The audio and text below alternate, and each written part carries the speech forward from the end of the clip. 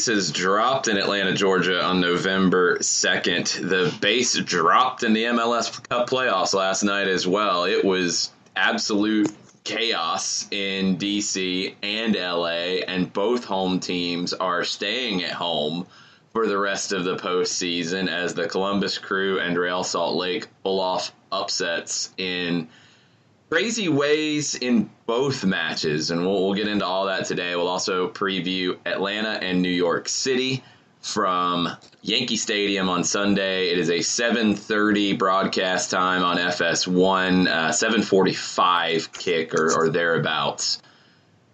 Yep. The playoffs absolutely picked up their insane levels last night. Sometimes, guys, we get the scoreless draw that has all kinds of tension like we saw last year at Mercedes-Benz, and one of the best matches I've seen live. It was an amazing match. Very, very, seems like one mistake could have caused them the result to go either way. Then you get matches like the ones last night that are just bonkers from opening whistle to final whistle. DC Columbus was crazy. LAFC and Real Salt Lake took it to a whole nother level that I don't know if we've seen that level of crazy in MLS. I don't remember a game being stopped for things being thrown on the field. I don't remember seeing a crane kick golazo goal that gives a team a lead. It was madness. Jarrett, we've got you for a little bit of time before you go into the Children's Healthcare of Atlanta training ground. You want to try to sum up Real Salt Lake and LAFC? Well, first off, don't throw things. Same thing I told Atlanta fans last year. If you're going to throw things, sell your ticket, sit at home, and throw them at your TV. That way, if you're wasting money, you're wasting your own money. You're not going to hurt anything except your own wallet. Don't throw things. You shouldn't have to stop the game for 5 minutes. Green Street Hooligans is not an admirable thing to target. That's not. You don't watch Green Street Hooligans and go, yeah, I think I want to be that. You don't watch that one scene from Eurotrip with Vinny and go, yeah, that seems admirable. No, don't do that. Just don't. Aside from that, if Krylock could get his American citizenship tomorrow, I think Mike Petke might lead the way for the U.S. men's national team. He probably should be considered anyway. Just give Mike Petke the job. Maybe that's what we're waiting on is Mike Petke and RSL get knocked out of the playoffs and we get swerved by U.S. soccer. But man, that was just fun on about 15 different levels, and that doesn't even get into the whole throwing things on the field chaos. RSL just came in and played like they had nothing to lose and just somehow managed to win. That's what happens sometimes when you've got a team that nobody thinks can get it done. And I mean, backed into the playoffs, I think is fair. They were sitting at home watching the LA Galaxy collapse against Houston, and they get in and they go in and make the most of it. I don't think U.S. Soccer Federation could handle Mike Petke. I don't think they could handle Petke's conversations with him. Handful Petke. Mike Petke on the loose in Panama would be amazing. Petke's trying to fight the entire country of Panama. That's the thing that would happen.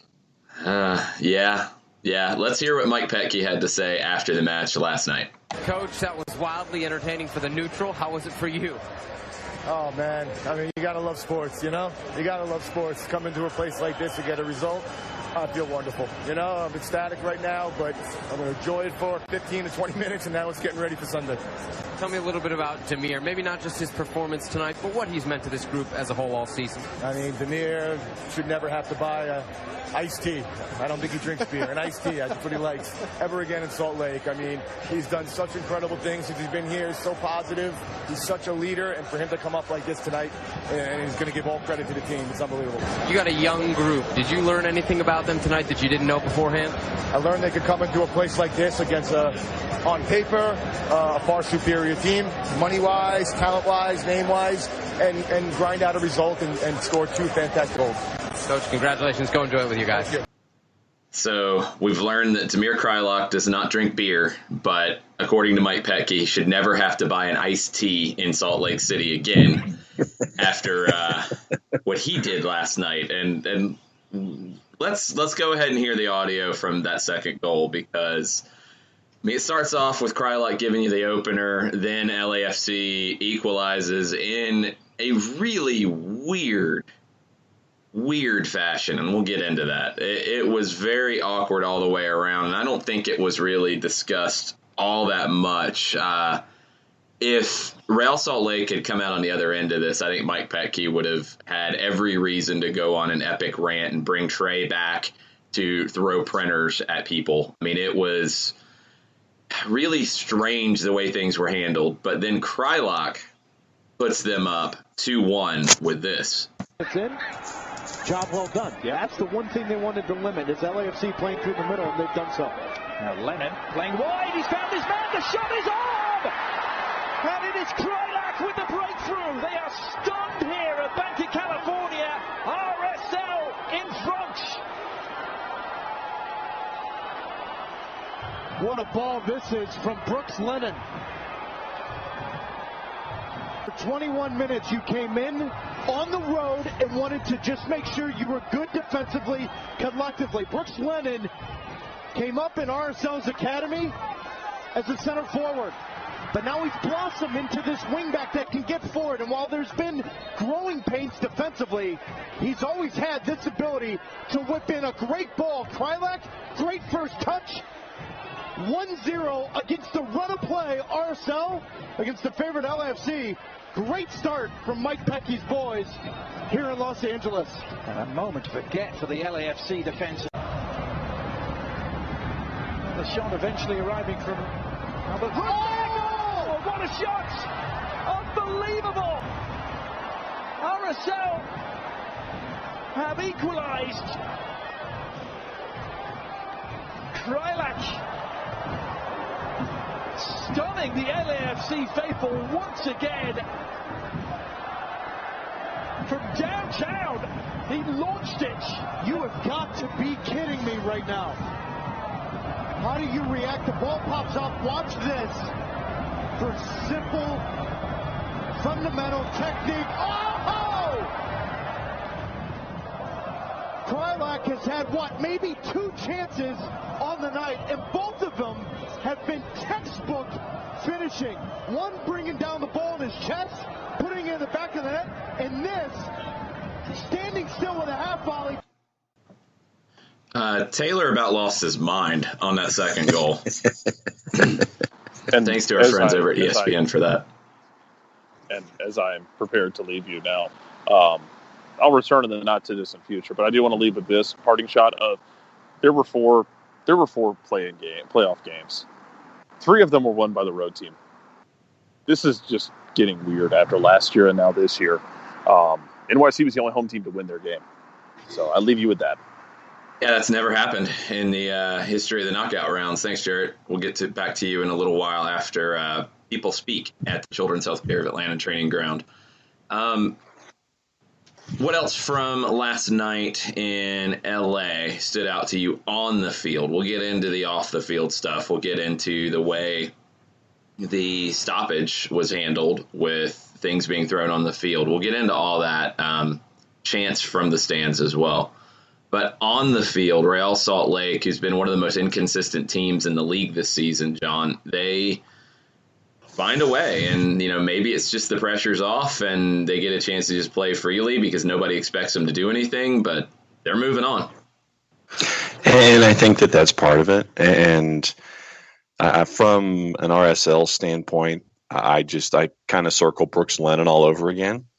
And you put a spot shadow and an arrow on him as one of the standouts from last night, especially on the cross that led to goal number 1.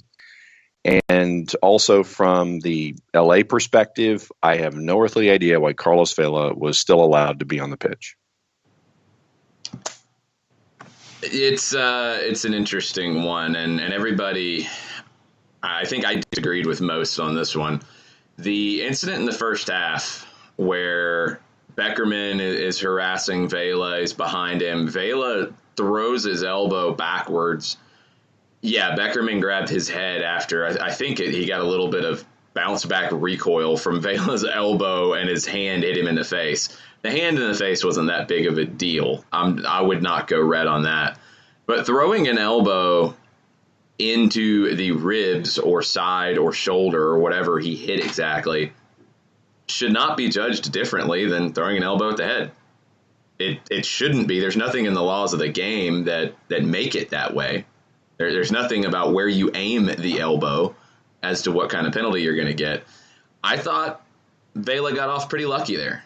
And I think if it had been later in the match, if it had been a regular season match, would not have surprised me a bit to see Carlos Vela get a red card there.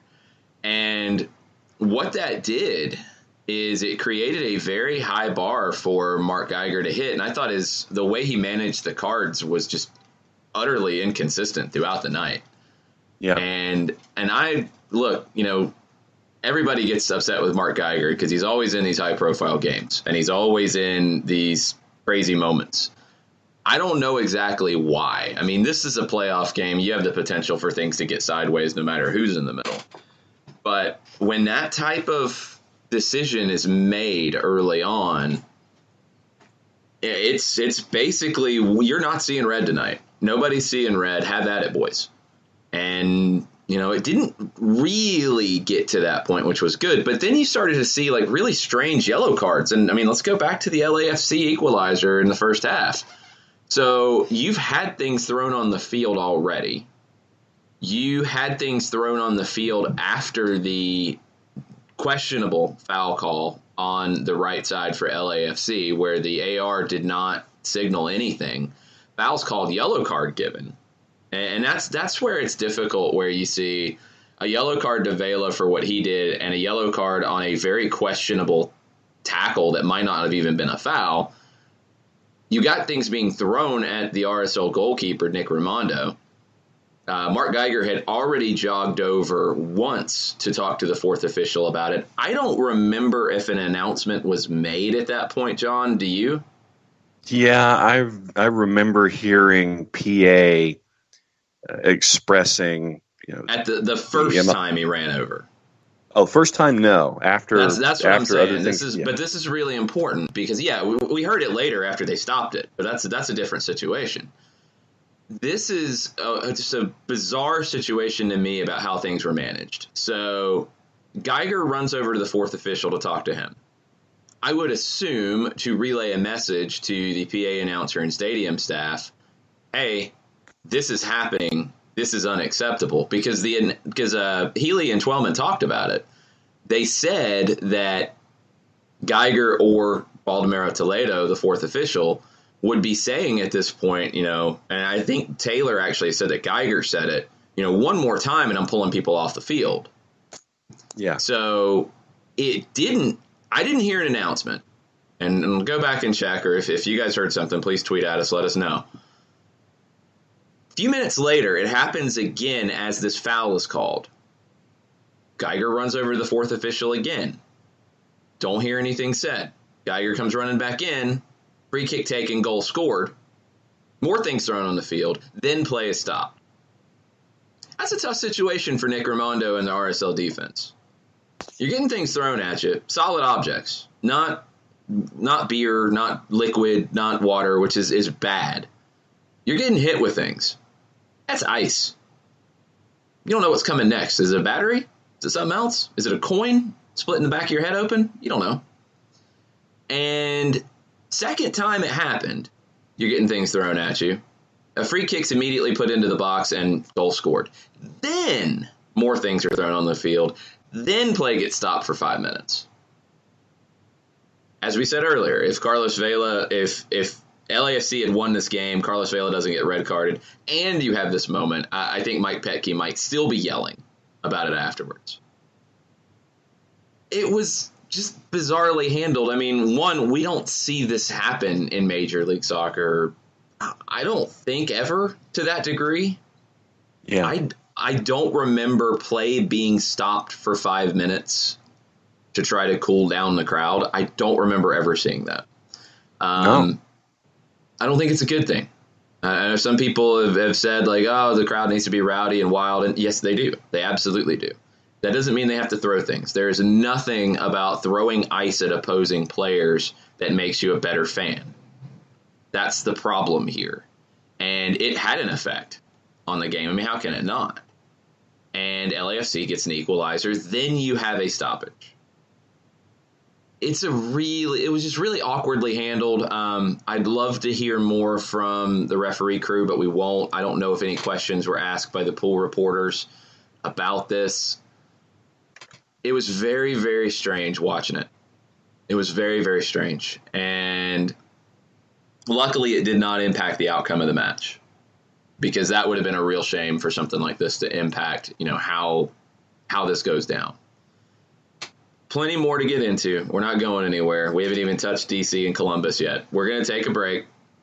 If you guys have questions, if you guys have comments about the games from last night, send them our way on Twitter @SoccerDownHere. We will get into NYC and Atlanta. That kickoff time has been announced. 7:30 broadcast, 7:45-ish is kickoff from Yankee Stadium on Sunday, so make your plans accordingly. We're going to take a break. We'll be right back. The average time a resume spends on an HR manager's desk is 7 seconds, and most of them are tossed aside. Now imagine if one of those resumes belonged to Yasmin, who was living in a shelter, juggling 3 jobs. I had to be resilient. That's something that you can't teach. We rely so much on a resume, yet it could never tell the full story of someone who had to be independent and take initiative. And that's how I handle every project I get. Discover new ways to develop great talent at gradsoflife.org. Brought to you by Grads of Life and the Ad Council. We know that every driver is different, and a one-size policy does not fit all. That's why Country Financial offers a variety of discounts, so you get the coverage you need and the savings you deserve. From good driver to good student, multi-policy to multi-car, we've got a discount to suit every driver. Call Jason Wright at 678-568-6871 today to see what you could save. On Facebook at Jason Wright Agency, or by phone at 678-568-6871. Discounts vary by state. Policies issued by Country Mutual Insurance Company, Country Preferred Insurance Company, or Country Casualty Insurance Company, Bloomington, Illinois. Hey, hon, what you doing with your phone? Taking pictures? No, I'm asking it questions. Like what? Hey, Bobo, do flowers have best friends? I'm sorry. I'm afraid I don't know that. Hey, follow me. I want to show you something. Look, flowers do have best friends. Whoa. Some answers can only be found in nature. Discover the unsearchable. Visit discovertheforest.org to find a trail near you. Brought to you by the United States Forest Service and the Ad Council. Soccer Down Here is sponsored by Apolinski & Associates, LLC, personal injury lawyers with over 30 years of experience. Call Steve Apolinski at 518-350-4231 or email him at steve@aa-legal.com if you need help with a wrongful death or serious injury matter. Steve Apolinski is rated one of the top 100 trial attorneys in Georgia, recognized as Legal Elite by Georgia Trend magazine for being one of the most effective lawyers in Georgia.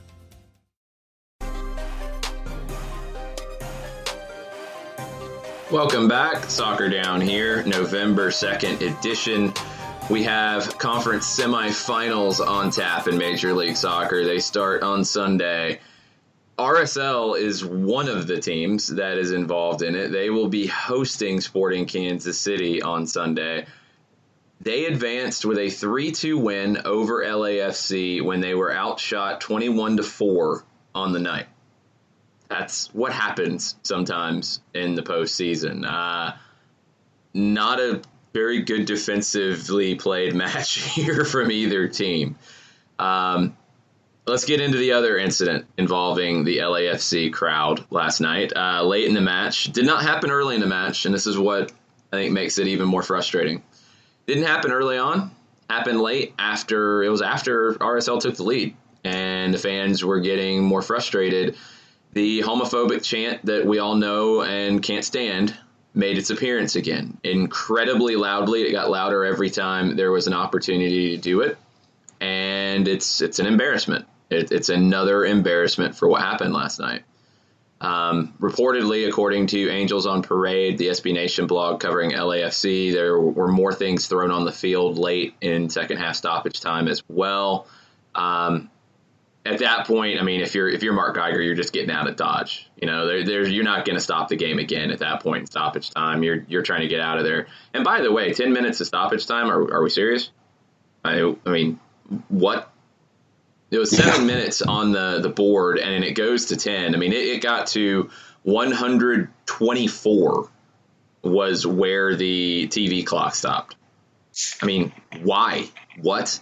Huh? I don't know. It was just very strange, the way things were handled. But the chant, the throwing things on the field, completely and utterly unacceptable. And there has to be consequences. This cannot be a slap on the wrist. This cannot be try to do better next time. No, because this has happened this season with the chant earlier. It made an appearance again when they were angry about the way the game went. Things thrown and hit opposing players. This is not okay in any stretch. And it has to be managed and dealt with. LAFC has to deal with it and manage it. The league has to deal with it and manage it. It's unacceptable. Then the question becomes, what do you do to the 32-52? Well, I don't. That's the thing, is I don't know what the standards and procedures are. You have to follow your procedures. That's why you have them. You know, I don't know if they've been warned. I don't know if they've been fined. I don't know if they've had privileges stripped from them already this season. I don't know where that stands. But whatever the escalation policy is for dealing with it, it's got to be dealt with. Just like we talked about in Chicago, though. You don't kick out great fans because there's some knuckleheads in the crowd doing stupid things. You don't ban a whole supporters group. You don't tell a whole supporters group, we are revoking your tickets. Here's your money back. I don't think you do that. I think that is the absolute wrong way to go. That is the absolute last resort of last resorts. In this case, you need to identify who threw things. You need to strip privileges from the group for the chanting, because I don't think you're going to be able to identify every person who chanted. Right. And you need to follow your procedures, and your procedures better be in place and correct. But you need to figure out who threw things, and they need to be banned, because that's something, with all of the cameras that are on the supporters' ends, that is something that you should be able to see. And that's something that you should be able to figure out. So this has to be done correctly. Reportedly, and this is according to LA Galaxy fans, one of the capos for LAFC was the guy who, if you remember back the El Tráfico, I can't remember which time it was, but where there was a cooler smashed from a Galaxy fan and posturing, trying to start a fight. That was one of the guys. And this is all hearsay from a Galaxy fan, but the social media profiles did link up. So I don't know. It's something that has to get sorted out. It's not okay. And it's not something that needs to be allowed to continue. Orlando handled this incredibly well after you saw things thrown on the field about a decision that they did not like on a dive by Will Johnson. LAFC needs to handle this. They need to handle this correctly. They need to come out strongly today. Let's get back to the game on the field. LAFC, for all of the talk and the great season that they had, and they did have a great season, they came up short here. And to me, Twellman talked about it on the broadcast. I honestly feel like I've been talking about it since February. They have not had a defensive midfielder all season. Mark Anthony Kaye gave them a very good facsimile of a defensive midfielder, far better than I would have ever expected. He grew into that role, and he was doing a pretty good job playing as that most defensive of the midfield. Last night, they started two guys in central midfield, in Benny Feilhaber and Lee Nguyen, who are not known for their defensive abilities by any stretch. Edward Atuesta, who was signed this season, came out as a sub. Andre Horta, designated player, did not even see the field. That's a huge problem, and if we're going to give LAFC all of the credit for going forward and what they did and the attacking fun that they bring, and it's great. Carlos Vela is an amazing player. Diego Rossi is a very promising young player. You have to criticize that they had a summer transfer window to fix this, and they didn't. They did not go do it. They actually doubled down. And when you're starting Feilhaber and Wynn as your 6/8s in a game like this, it's always going to be wide open. There will always be opportunities. I mean, go back to the 2 goals that Kreilach scored. The first one, I mean, he could have made whatever food he wanted to. He could have cooked a steak in the penalty area when he chested that down and takes the shot. He could have done anything he wanted to. There was so much space for him. Second one, it's a poor clearance. There's nobody there. And again, Kreilach has the time to do a leaping Daniel LaRusso crane kick for the goal. LAFC can have 21 shots and they can take leads, but they can't close a game out without a defensive midfielder. It's borderline impossible. So give them credit for having a great year, but that's a glaring issue that was never addressed. And everybody talked them up because, oh, they're doing something different and this is really creative. And it's reckless. And it showed last night, in my opinion. I don't think you can win big games without a 6. And the games that LAFC won this year, go back and look at the record. Go back and look at the fixture list. Playoff teams they beat RSL twice. They beat Columbus. They beat Seattle when Seattle was a zombie and not super powerful. And that's it. That's it. They didn't have a signature win. The wins over Seattle look good in hindsight, but you beat them on opening day, and you beat them, I think, before Rui Diaz game. And you beat Columbus at Bank of California Stadium. Probably your best 2 wins were your first 2, at Seattle and at RSL. It was a very good season, but they have some things that they have to sort out going forward because they just did not have many options to see that out last night. You mentioned options. What about RSL starting Mulholland, Onwoha, and Marcelo Silva? The back line was interesting. I don't know what Justin Glad has done, but Petke seems to have lost some confidence in him at the moment. So he's out of the lineup. Onwoha was pretty good. I thought he was pretty good considering he's only played a handful of matches this season. Silva, I'm not a huge fan of. He seemed to be lost a few times. Just defensively, RSL was very shaky. They were going up against a great attack, but they were very shaky. Mulholland, man, you got to give that guy credit. I still think Luke Mulholland is the best signing from the second iteration of the North American Soccer League. When RSL brought him in from the Tampa Bay Rowdies, he has been such a vital piece for them. And he doesn't do anything flashy. He's not going to get headlines. Nobody's going to give him the credit he deserves. But he's just such a smart player in the middle of the field. And he put in a shift last night. Considering he had missed most of the season, he was very, very good. And I think Mike Petke just trusts him more than Sonny at this stage. Sonny can get reckless. Sonny can pick up cards. I think he got a yellow card about 3 minutes after coming into the match last night.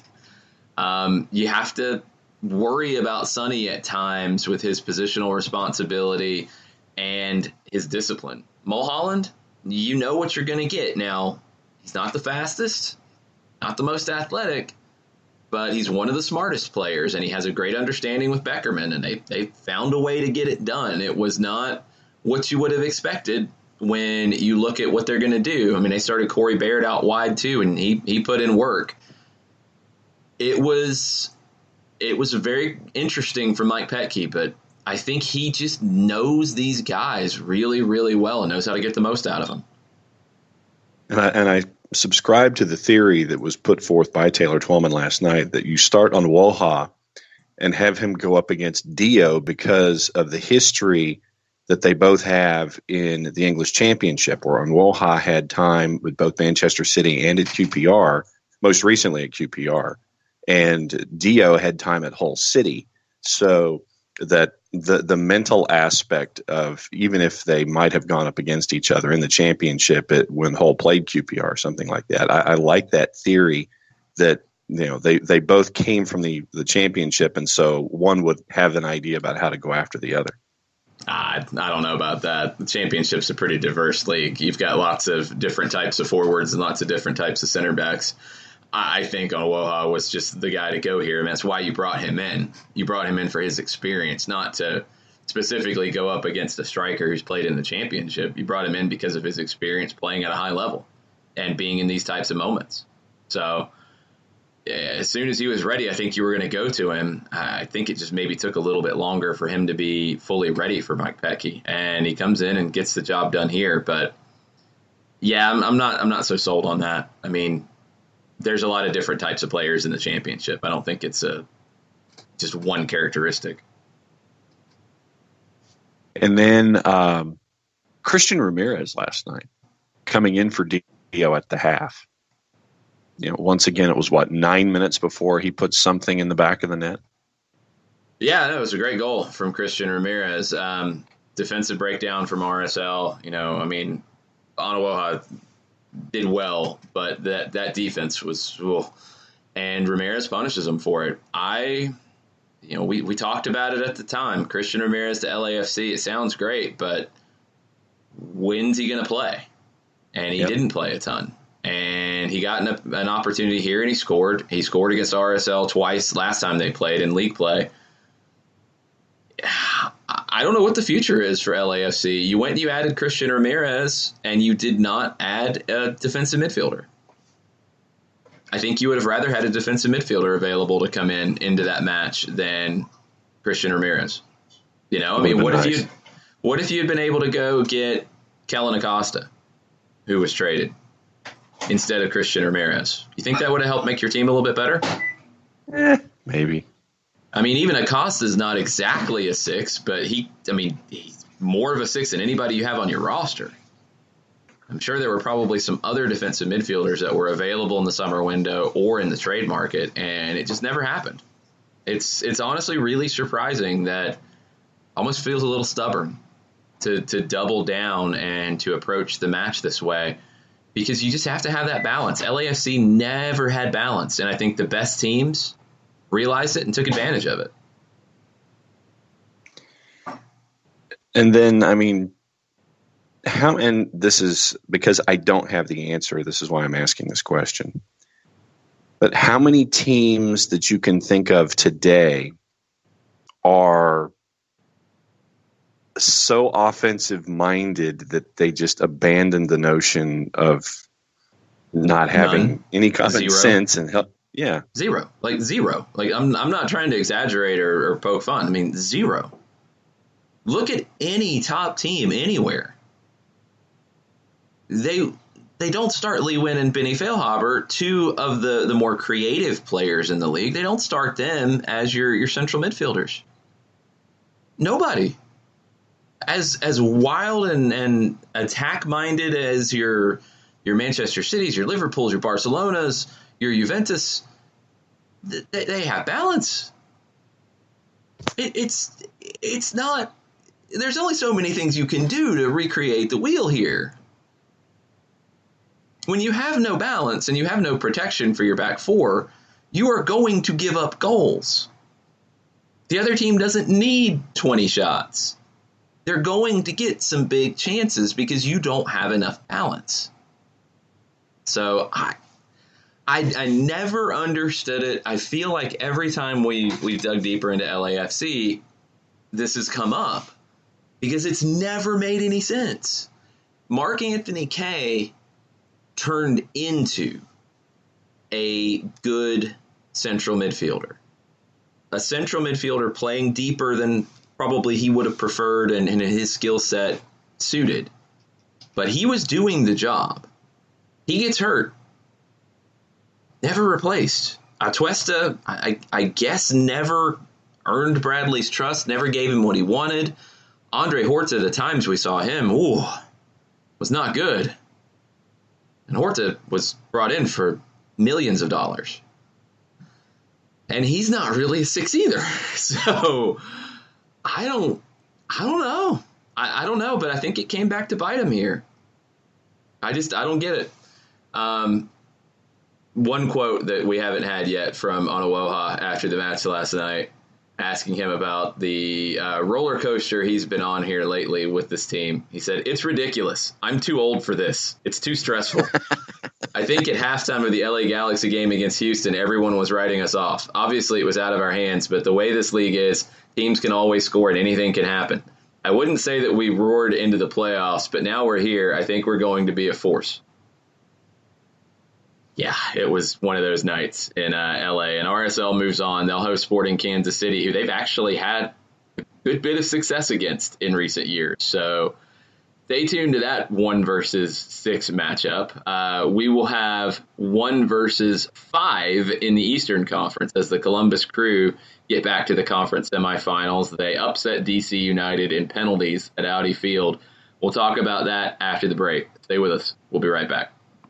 Sweet strawberry icing. You're in Goodwill, and just past that vintage denim jacket you spot miniature donut earrings. You lean in. Ah, that's the scent of shopping success. Because at Goodwill, every item you buy funds local job training and more.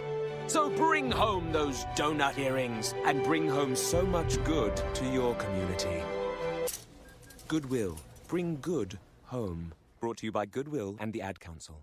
Soccer Down Here is sponsored by Apolinski & Associates, LLC, personal injury lawyers with over 30 years of experience.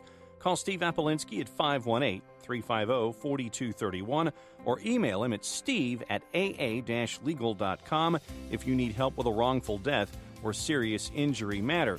Steve Apolinski is rated one of the top 100 trial attorneys in Georgia, recognized as legal elite by Georgia Trend magazine for being one of the most effective lawyers in Georgia. Hamilton was adopted from a rescue in 2008. He really likes to be around people. I get out my mat and I'm doing a downward dog and he's underneath. He's quite the pug about town. He gets invited to a lot of parties. He knows he's a pretty big deal. Look at this little face. How could you not love him? Hamilton the Pug, Instagram star, and shelter pet. Amazing adoption stories start in shelters. Visit theshelterpetproject.org to find a pet near you. Brought to you by Maddie's Fund, the Humane Society of the United States, and the Ad Council. As a business owner, you know that every year brings new challenges and opportunities. The success of your business demands expertise and focus. And Country Financial can help you keep that focus by helping ensure you have the right insurance protection in place to meet your goals. Jason Wright can help you create a customized insurance plan that has coverages designed just for your business. Give Jason a call at 678-568-6871 or reach him on Facebook at Jason Wright Agency. Coverages vary by state. Policies issued by Country Mutual Insurance Company, Bloomington, Illinois.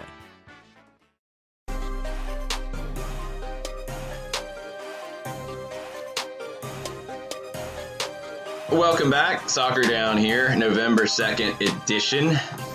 Talking MLS Cup Playoffs. RSL gets through LAFC. Columbus gets through DC United last night at Audi Field in penalties again. I feel like we've seen this before with the Columbus crew, but this game was a little different. This was the exact opposite of what we saw on Wednesday night in the Cup Playoffs. This was chaotic. This was back and forth. This had all kinds of wild moments, and Wayne Rooney and Lucho Acosta are saved on their penalties. Columbus gets through after Nick De Leon skies his. Bill Hamid made saves too. It was a pretty wild back and forth match that Columbus just felt like they felt like the boxer who is losing the momentum of the fight at times and it's up against the ropes, but holding on, looking for that knockout punch. And they kind of got it in the shootout. It wasn't them making one to end it this time. It's De Leon putting it into the Anacostia River. But what a night for the crew to get through here. Well, and I mean, just in general, I want to say something about the goalkeeping of Bill Hamid and Zach Steffen. And each of them in the original 90 made tremendous saves. Then in the next 30, they kept their teams in it. And now everybody got to see Bill Hamid and his 6'3" frame, what he can do when it comes to a one-on-one situation. And Zach Steffen, I think everybody here in the SDH footprint knows what Zach Steffen can do in a 1v1 situation. But, I mean, to me, it was back and forth, and it was edge-of-your-seat stuff. But for me, I kept gravitating back to the guys between the sticks and how they kept their teams in it for the entirety of the match. And when you thought that one team had a distinct advantage one way or the other and was having momentum work their way, then you'd have the goalkeeper make a tremendous save, and then it would come back the other way. It was a tremendous tennis match to add yet another sport into the mix. But I can't say enough about the quality and the high quality of the goalkeeping last night. Well, we got to give credit to Zach Steffen for keeping his head in it, because the first goal was a bad moment from him where he doesn't deal with a cross from Acosta, and Frederick Briant just completely sacrificed his body diving inside the 6 to win a header, crash into a player, scores the goal. But that's on Steffen. And they talked about it in the article over at MLSsoccer.com. Berhalter said that Steffen came in at halftime, and said, "Thanks for bailing me out, guys." Will Trapp said, "I told him, we're going to need you to win this game." And he made big saves in regulation, he made big saves in extra time, and he made big saves in shootout, as he is known to do. Bill Hamid, not exactly a slouch on the other side. And Bill Hamid carried DC to this point as well. You know, DC, I thought, were the better team, but could not find a way to win this. And it's one of those where, you know, it felt similar to last year in that the home team was the better team. You know, last year, I think Atlanta had far more chances than Columbus. They should have won that. DC should have won this. You don't, and you go into the shootout a little deflated. And you saw it with Rooney's attempt saved, then Acosta's attempt saved. It feels like you're going in at a disadvantage when you're the favorite, you're the home team, and you throw everything at these guys, and they just find a way to keep going. And one of the reasons they do is Higuaín. Federico Higuaín. What a performance from him. I mean, this guy, 34 years old, there were thoughts that maybe he wouldn't be back this year. Guy's running all over the field at Audi Field last night, pressing, challenging, chasing, scoring ridiculous goals. The header on the second goal was just absurd. It was a great ball in from Harrison Awful, but kind of falling away. Higuaín heads it in, beats Hamid. What a performance from the guy that has carried this team for so long. Well, but isn't that what this season is all about? It's not about, or it is just as much about the big names and the names that we gravitate toward, but there's always the guy that is either neglected, forgotten, put aside for one reason or another, and it's those guys that pop up in these situations. I mean, for now that we're in November, I would have said Mark Lemke would have been an example of that for an Atlanta Braves kind of a reference. Higuaín's not that guy, though. Higuaín's the guy who's carried this team. Nobody's forgetting about Federico Higuaín. He, you know, some people might have tried to forget about him last season, saying he's 33 years old and he's going to be done. Right. But he carried this team this year. That's not the right one here, because Higuaín is the wily veteran who keeps delivering and keeps stepping up. And that's what he did all season for them. You know, I mean, whenever Columbus needed something, they didn't score a ton of goals this year. It was Higuaín. Higuaín's been the one who has been the focal point of the Columbus crew for so long. And, I mean, I don't know what the plans are next year in terms of management, but you got to think about bringing him back for another year if he wants to come back, because he's still delivering. Yep. So, no, it's not the underdog delivering. It's the guy still delivering at the end of his career, and still that focal point for this team. When the chips are down and they need something, it's Higuaín who's stepping up, and it's Higuaín that everybody's looking to.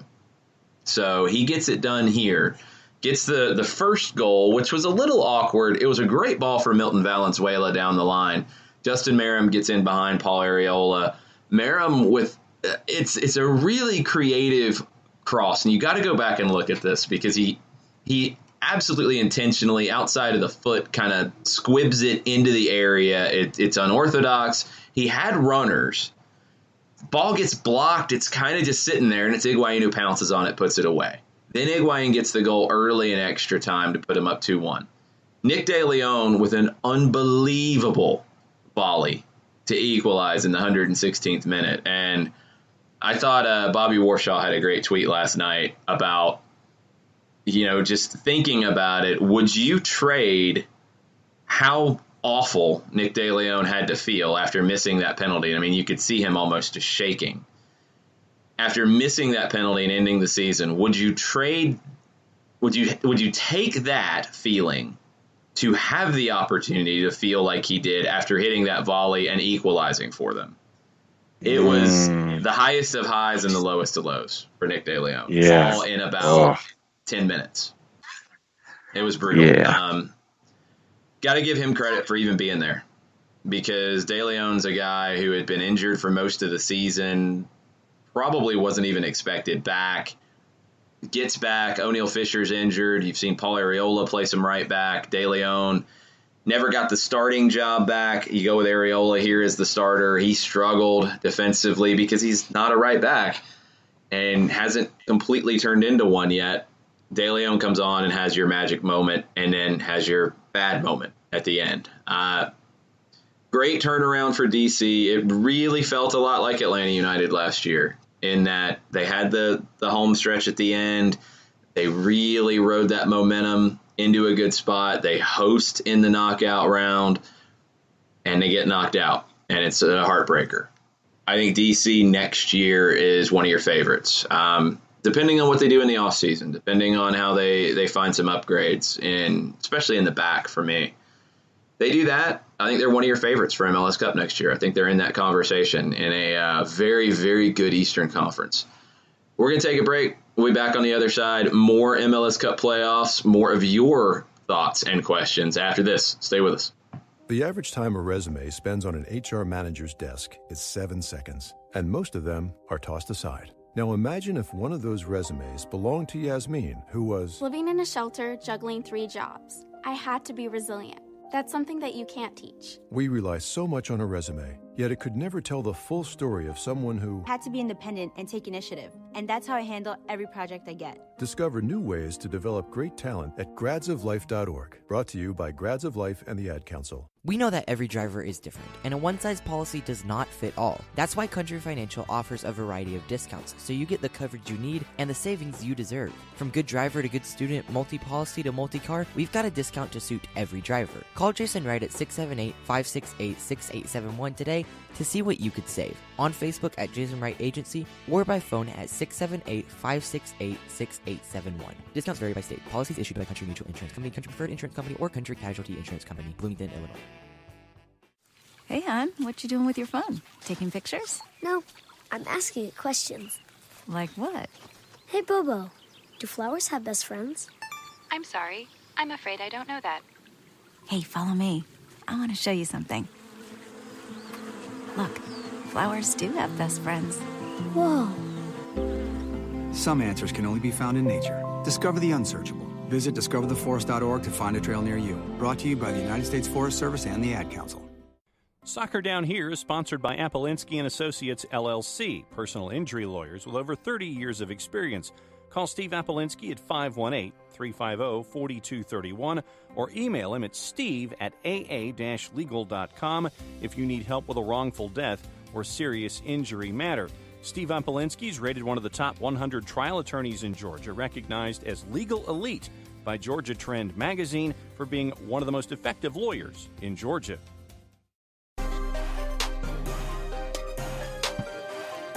Welcome back. Soccer Down Here. November 2nd edition. MLS Cup Playoffs. Conference semifinals start on Sunday. And we have a little bit of air horn. Yeah.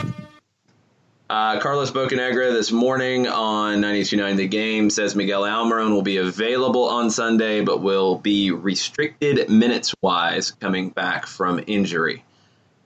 That could mean a couple different things. That could mean that he is restricted to 60 minutes or he's restricted to 30. And does it mean he starts and comes off early? Does it mean he comes in as a second-half sub? Really depends on what that minute restriction is.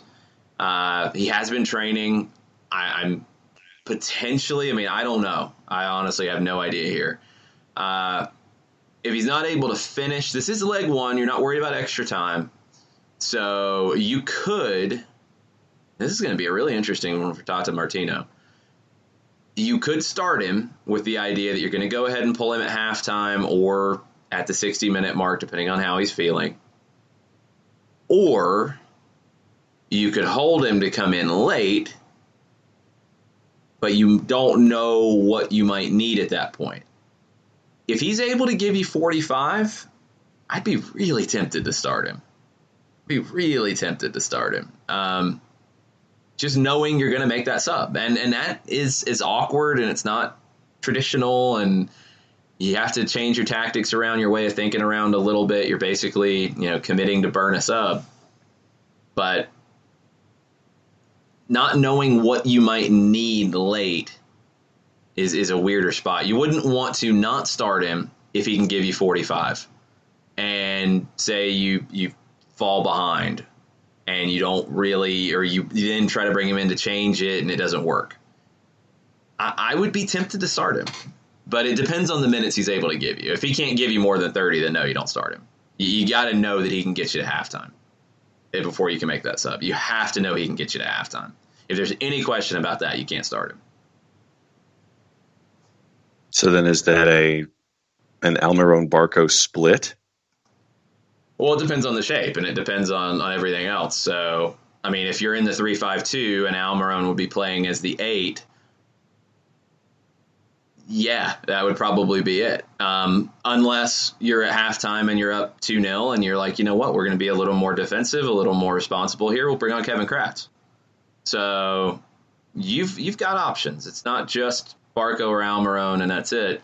You could also, if you want to protect him a little bit more and put him in a different role, you could play Almiron as the second forward, not have as much defensive responsibility for him, and start a Barco or a Kratz. That would mean Tito would come off the bench. There's different ways to do this. You could play the 4-2-3-1 and throw all that out of the window. But that's an interesting wrinkle to Sunday. Miguel Almiron not able to go 90, it sounds like, from Carlos Bocanegra on 92.9 The Game this morning. Minute restriction, but we don't know what that is. If you are Dome Tarrant and NYC, you are wondering and running through all of the possible permutations of what that could mean as well. Throws a little bit into their mix as well that they have to deal with. You have to prepare for each and every possible outcome for all of that. And so that means that there's more time that you're devoting to things that may not happen as opposed to things that are going to happen. The most important thing at this stage of the year is you focus on what you do well. And I think you can distract yourself and make it more difficult by worrying a ton about what the opposition is going to do. I think you need to worry about what they're going to do with some of their tactics and all that, but individuals, I think you can drive yourself crazy. I thought Michael Parkhurst yesterday on Dukes and Bell said it best when he talked about just, wanting to have that comfort level this time of year. You want to trust in what you're doing, know what you're doing, and play in a way that is comfortable for you. That kind of leads you to believe that the 3-5-2 might be the way to go here, just because it feels a little more comfortable looking at it from the outside. Now, we don't know how the players feel in it. We don't know how they feel in the 4-2-3-1, but it looks more comfortable when we're looking at it, and the team, especially defensively, looks more comfortable in the 3-5-2. And I know that, what is today's hashtag, by the way? We don't have one for Fridays. We didn't? Okay, because folks were wondering what our hashtags were for Fridays.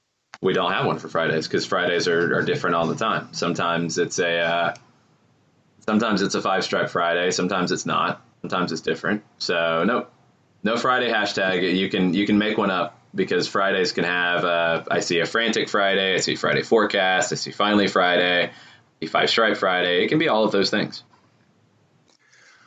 ATL UTD fan number 1 says, yesterday's 2 road wins inspire me. My prediction, Atlanta United 2, NYC-FC 1. Oh, by the way, I called the 2-2 draw in the PK shootout one for Columbus spot on. I hope I'm right with this one. Also, hashtag Five Stripe Friday, hashtag Unite and Conquer, hashtag MLS Cup Playoffs.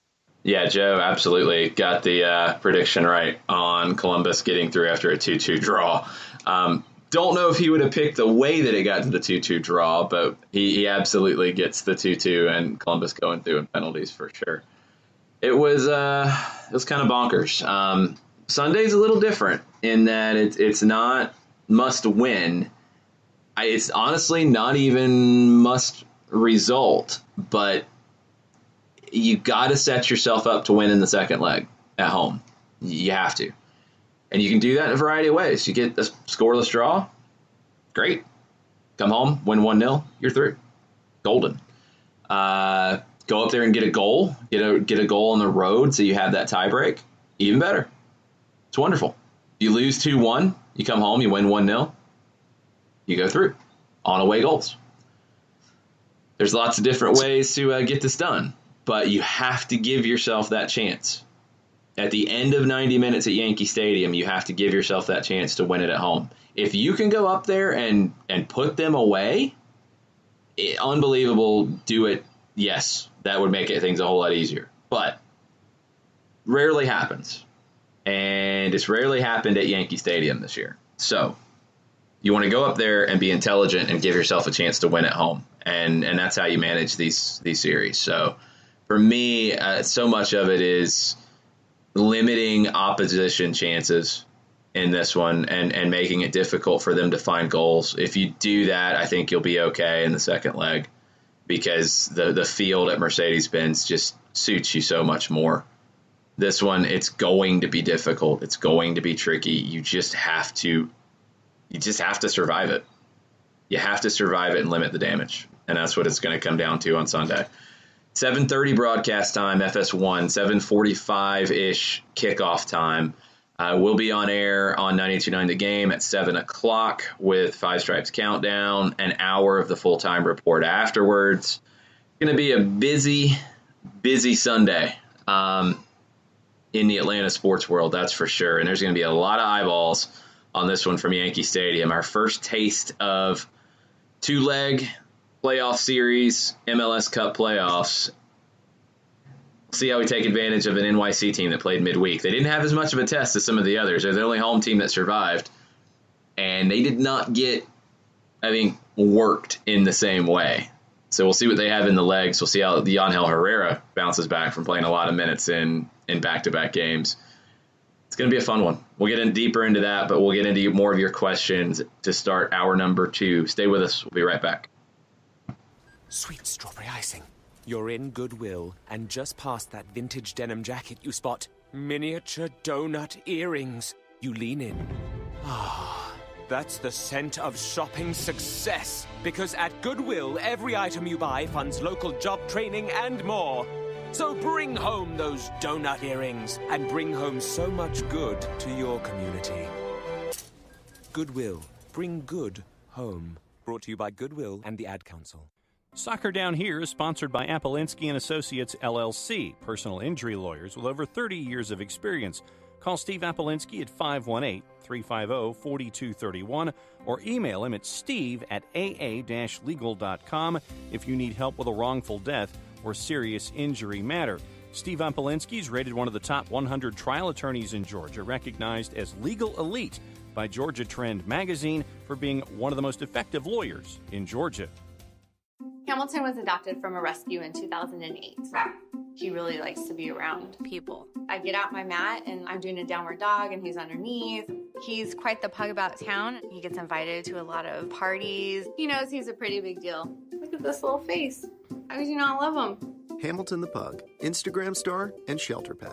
Amazing adoption stories start in shelters. Visit theshelterpetproject.org to find a pet near you. Brought to you by Maddie's Fund, the Humane Society of the United States, and the Ad Council. As a business owner, you know that every year brings new challenges and opportunities. The success of your business demands expertise and focus. And Country Financial can help you keep that focus by helping ensure you have the right insurance protection in place to meet your goals. Jason Wright can help you create a customized insurance plan that has coverages designed just for your business. Give Jason a call at 678-568-6871 or reach him on Facebook at Jason Wright Agency. Coverages vary by state. Policies issued by Country Mutual Insurance Company, Bloomington, Illinois. You're listening to Soccer Down Here daily on SDH Networks, a division of OSG Sports. Find us at Soccer Down Here on Facebook and Twitter. The time is now the top of the hour. Peep, y'all.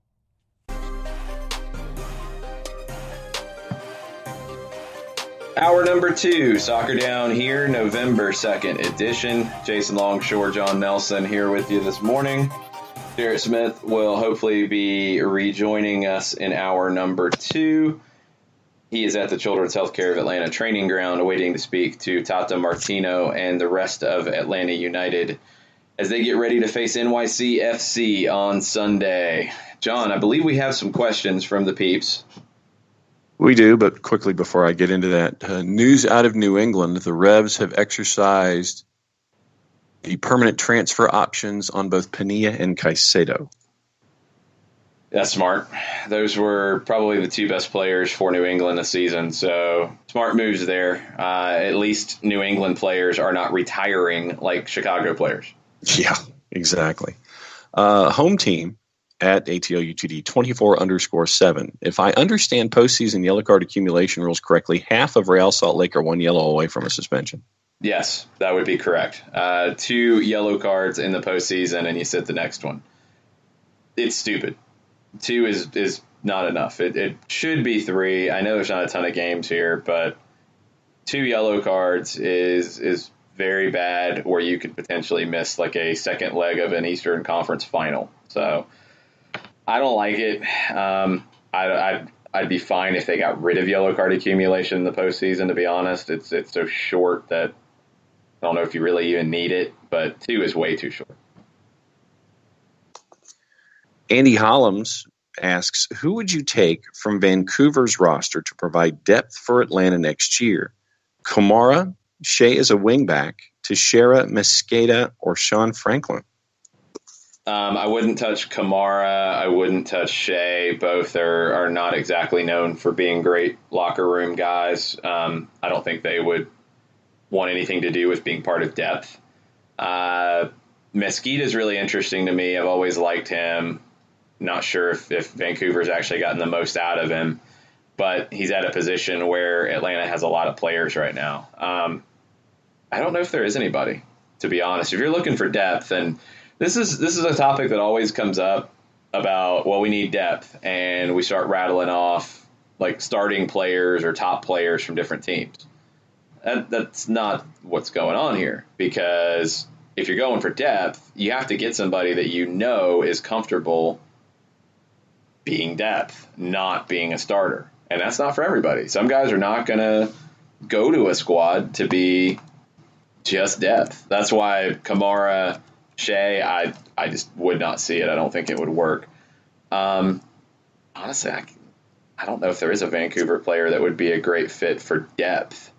Maybe if you could talk a guy like Nerwinski into coming and being that attacking right back, I think he could push for starting time, to be honest. I like Christian Teixeira a lot, but he's not a depth piece. He's going to want to play. Mesquita has been a depth piece in Vancouver, although I don't think he should be.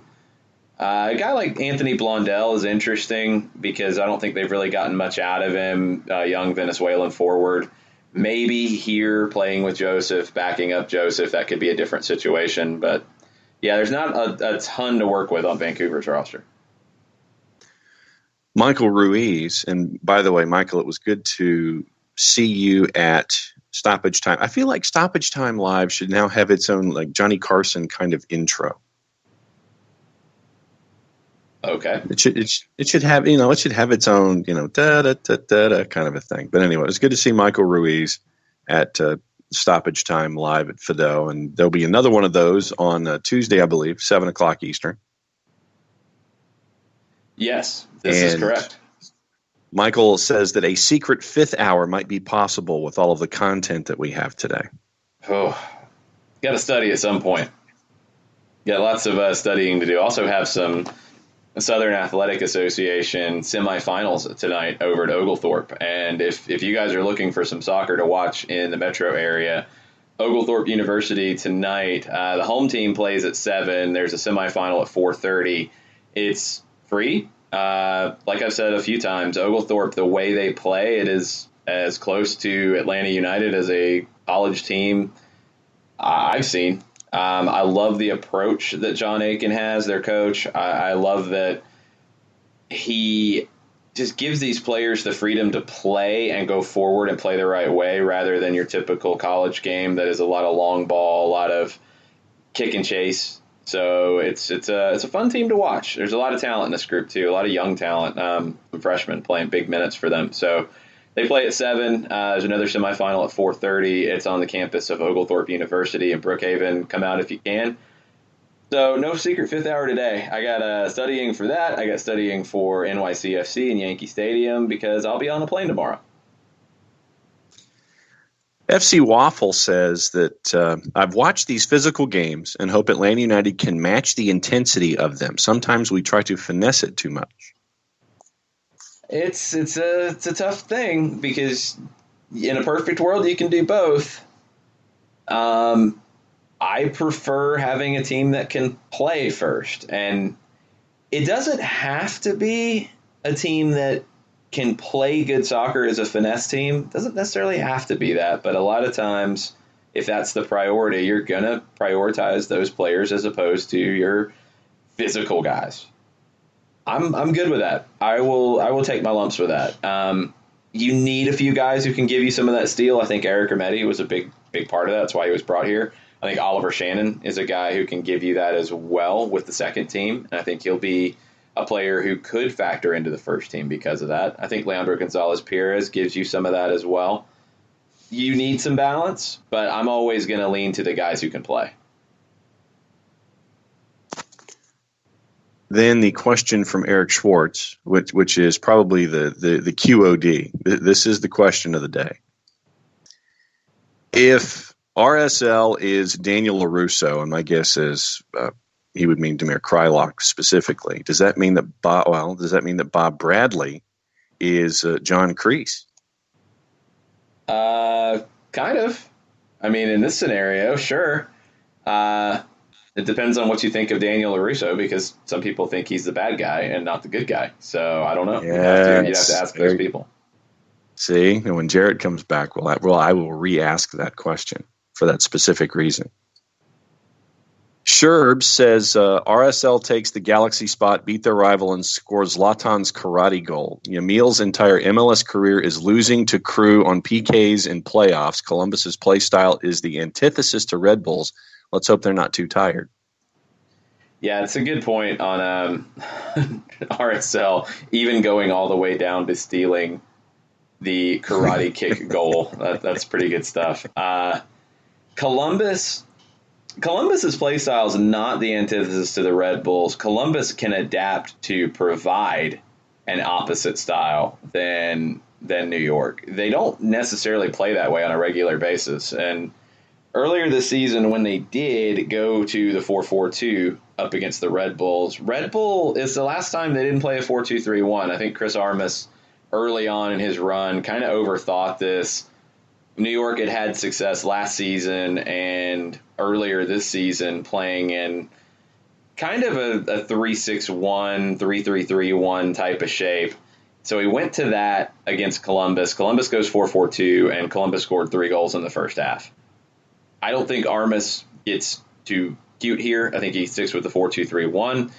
I think Columbus could go to 2 up top with Mullins and Zardes, but Sherbs has the best point about what are they going to have in the tank.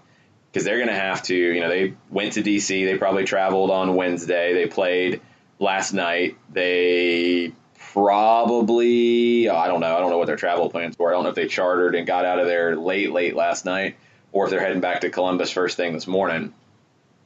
And then you're mostly going to have today off. You might watch some video. You're going to have a walkthrough tomorrow, and you're going to play Sunday. That's tough. That's tough. It's tough to change your tactics up as well in that short a period of time. Luckily, you did it against them already, so you might be able to return to it without too many complications, but that does factor into what Greg Berhalter does on Sunday against the Red Bulls. Lewis Martin says, I know DC United didn't make it through, but the crowd was amazing. All caps, exclamation point. You could feel the energy even on TV. That is 180 degrees different than the FC Dallas match on Wednesday. That's more than a stadium, more than Rooney. That was 20,000 into a match, and it looked great on TV. Oh, absolutely. I mean, that venue, it's a really good venue for the fans because you are right on top of the field, and it's very steep. That's great, and it was a loud crowd. It shows the importance of working with your supporters groups, because go back to the first game they played at Audi Field that was full. It didn't sound like that. And Barra Brava and La Norte and District Ultras, they weren't in the building. They were last night, and it sounded like it. It was a great atmosphere. It was a great match, too, that had lots of ebbs and flows. So you had a lot out of the crowd. It was a lot of fun to watch. It was a good watch. The atmosphere outside of the stupid chant and throwing things on the field in LAFC came bursting out of the TV as well when it was just loud. You had full crowds last night in both places. It was the opposite of what you saw on Wednesday night in playoff action. I think a lot of Wednesday was playing on Halloween. That doesn't help you, but you had two fan bases in DC and LA who are very energized at the moment, two new stadiums, and people were excited. Joe Bost got home in time to see the end of the match last night. The shootout was reminiscent of us with Columbus last year. Zach is just awesome in PKs. What an ending. Kind of glad DC United got booted, though. Hashtag revenge, maybe, question mark? Maybe a little bit. I think Columbus is the team that can give the Red Bulls more problems. We'll see how much they left on the field at Audi Field, though. That's going to be the question. The good thing, if you're a Crew fan and you're looking at this, that 3-2 win they had over New York earlier this season was at Red Bull Arena. So, I mean, your strategy might flip on its head a little bit. You might be just trying to survive leg one coming in after short rest, get what you can out of it at home, and then go to Red Bull Arena and pull the upset.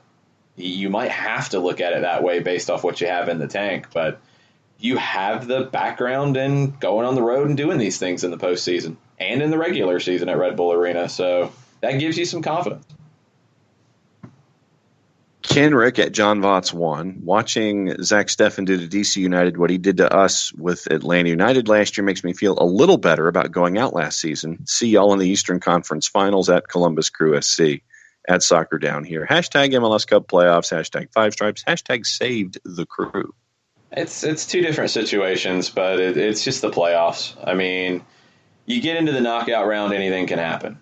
And that's why you don't want to be in the knockout round. So last year, Atlanta had a great season. They went out in the knockout round. This year, LAFC had a great season. They went out in the knockout round.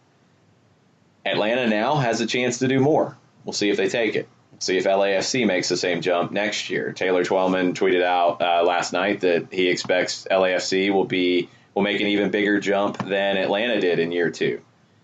That's a bold statement because it would mean that they'd have a better record than every team who's ever played in this league, but won.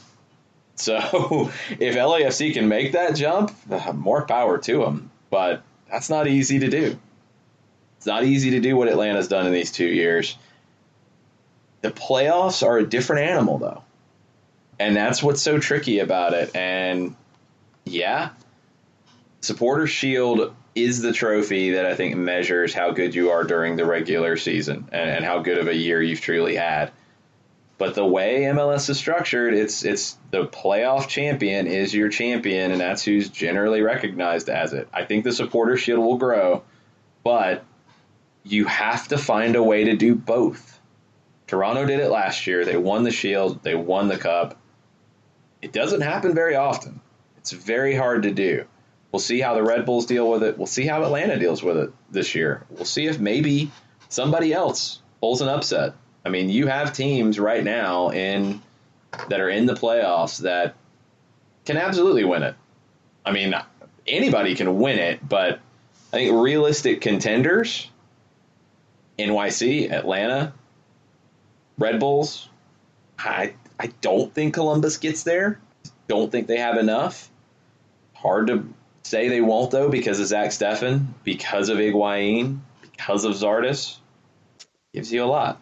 Out west, Sporting Kansas City can win it, for sure. Seattle, they've been there the last 2 years to MLS Cup. Portland, I think, has a team that could get there. RSL, again, it's a long road for them. I don't think they do it. I think they've had their big playoff moment. They're the longest shot of the remaining 8. But that's 6 of 8 that I could absolutely see lifting the trophy at the end of the day.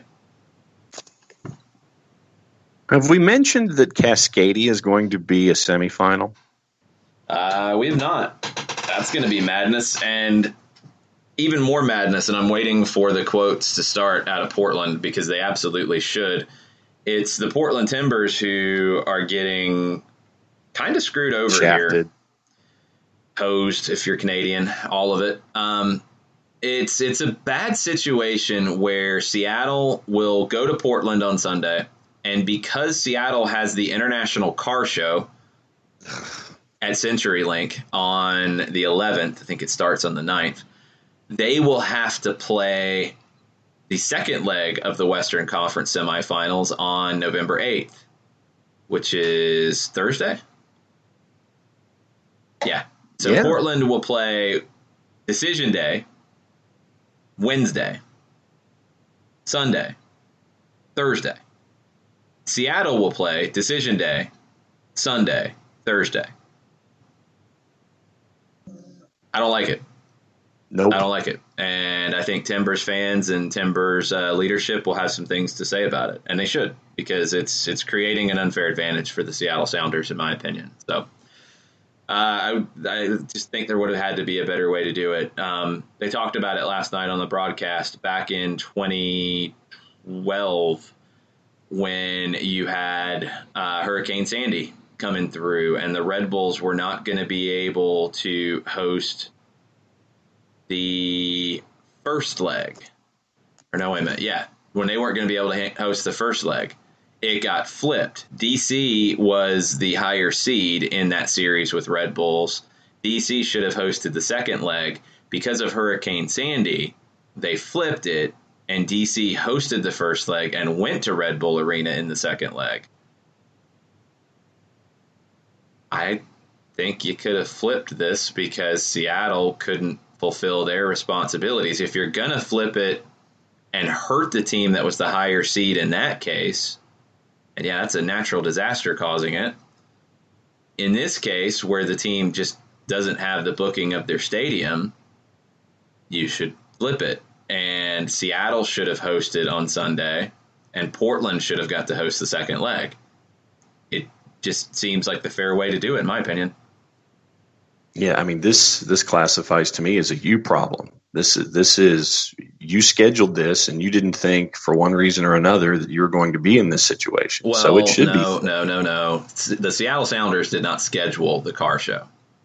Let's make sure we're getting the U's that we're blaming right first. The Sounders don't own their own stadium and book it. They didn't schedule it. However, they don't have a place to play. That's the you problem of it. Not that they didn't think they'd be there and scheduled a car show. That's not what happened here. The car show was scheduled. The Sounders didn't come up with an alternative and didn't come up with a plan B. I mean, play at Safeco. Put down grass. I don't know, something. Play at Husky. That would have been one that I think could have been in play. I don't know what kind of field dimensions you've got there, but something. You shouldn't be able to bump the game up and make Portland play a fourth game in almost 2 weeks. That's not the solution to this, in my opinion. It's just not. I think it's the wrong way to do it. But we're up against the break. We'll get into a little more of Atlanta and NYC after this. Stay with us. We'll be right back. The average time a resume spends on an HR manager's desk is 7 seconds, and most of them are tossed aside. Now imagine if one of those resumes belonged to Yasmin, who was living in a shelter, juggling 3 jobs. I had to be resilient. That's something that you can't teach. We rely so much on a resume, yet it could never tell the full story of someone who had to be independent and take initiative. And that's how I handle every project I get. Discover new ways to develop great talent at gradsoflife.org. Brought to you by Grads of Life and the Ad Council. We know that every driver is different, and a one-size policy does not fit all. That's why Country Financial offers a variety of discounts, so you get the coverage you need and the savings you deserve. From good driver to good student, multi-policy to multi-car, we've got a discount to suit every driver. Call Jason Wright at 678-568-6871 today to see what you could save. On Facebook at Jason Wright Agency or by phone at 678-568-6871. Discounts vary by state. Policies issued by Country Mutual Insurance Company, Country Preferred Insurance Company, or Country Casualty Insurance Company, Bloomington, Illinois. Hey, hon, what you doing with your phone? Taking pictures? No, I'm asking it questions. Like what? Hey, Bobo, do flowers have best friends? I'm sorry. I'm afraid I don't know that. Hey, follow me. I want to show you something.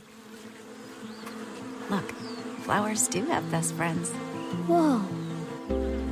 Some answers can only be found in nature. Discover the unsearchable. Visit discovertheforest.org to find a trail near you. Brought to you by the United States Forest Service and the Ad Council. Soccer Down Here is sponsored by Appolinsky & Associates, LLC, personal injury lawyers with over 30 years of experience. Call Steve Appolinsky at 518-350-4231 or email him at steve@aa-legal.com if you need help with a wrongful death or serious injury matter. Steve Appolinsky is rated one of the top 100 trial attorneys in Georgia, recognized as legal elite by Georgia Trend magazine for being one of the most effective lawyers in Georgia.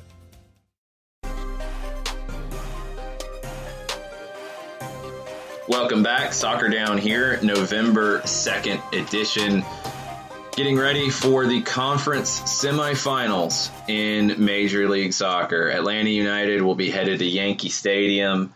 7:30 broadcast time, 7:45-ish kickoff time on FS1 on 92.9 The Game. Your other matchups and times, Columbus and the Red Bulls start things off. 3 o'clock broadcast time on ESPN on Sunday. Portland hosts Seattle next, 5:30 broadcast time, ESPN. Atlanta NYC, 7:30. And then RSL hosting Sporting Kansas City follows the Atlanta match on FS1. 10 o'clock is when the broadcast gets started from Rio Tinto Stadium. Atlanta and NYC. What worries you about NYC, John? Yangel Herrera, and then pitch size.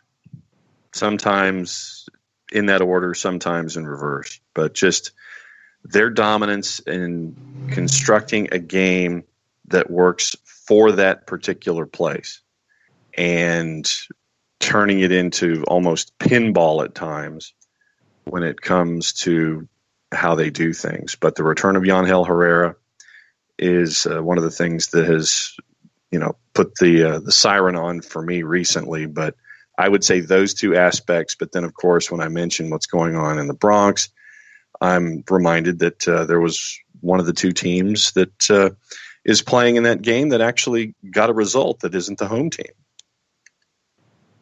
in that particular building this season. They did. Not many teams got results there, and that would be a perfect result if Atlanta can replicate a 1-1 that they had back in June. David Villa told Dylan Butler of MLSsoccer.com, "We are confident at home. For me, in my opinion, it's much better to play at home against Atlanta. Now, Atlanta is an amazing team. They did very well all of the season, but when we played against them, we hurt them a lot in some moments. They did as well against us, and I believe that on Sunday we'll be ready to take a good result for going to Atlanta with confidence." Alex Ring said, "I think it's good. We have good momentum. Atlanta hasn't played for a week now. I remember last year when we didn't play the week, it was hard to get into the game in Columbus when they played before us." That's a good point from Ring, and that's something to keep in mind here, is that NYC will come in with a little more rhythm. They played on Wednesday. They didn't get physically tested in the same way that Columbus did last night, that RSL did last night, probably even that Portland did, but Portland rested players on decision day, so they're in a different boat. NYC, took an early lead and controlled that match and maybe had a little bit of stress at the end, but they got the job done. So they're going to come in with a little more rhythm and not too much, physical play that they had to deal with in that game against Philadelphia. So that's going to help them a little bit. That will help them a good bit. This season, 3-3 aggregate score between the two. It was 2-2 at Mercedes-Benz on April 15th. Atlanta took 2 leads. Villa and Ring had equalizers. Ring was a beautiful, once-in-a-lifetime kind of blast from about 25 yards off the underside of the bar. 2-2. Then in June, it was Patrick Vieira's final match as the coach for NYC-FC. It was 1-1. Atlanta scored early in the second half. NYC put Brad Gazan under siege in the second half. I think he had 9 saves, which was I believe it's still the club's record. NYC dominated at 25-5 in shots, but Atlanta held on and got the 1-1. That type of holding on and that type of resolve is going to be necessary here. It's absolutely critical, because that's what happens in these types of series and in these games. NYC, 13-1-4 at Yankee Stadium. You want to throw in the knockout round, 14-1-4.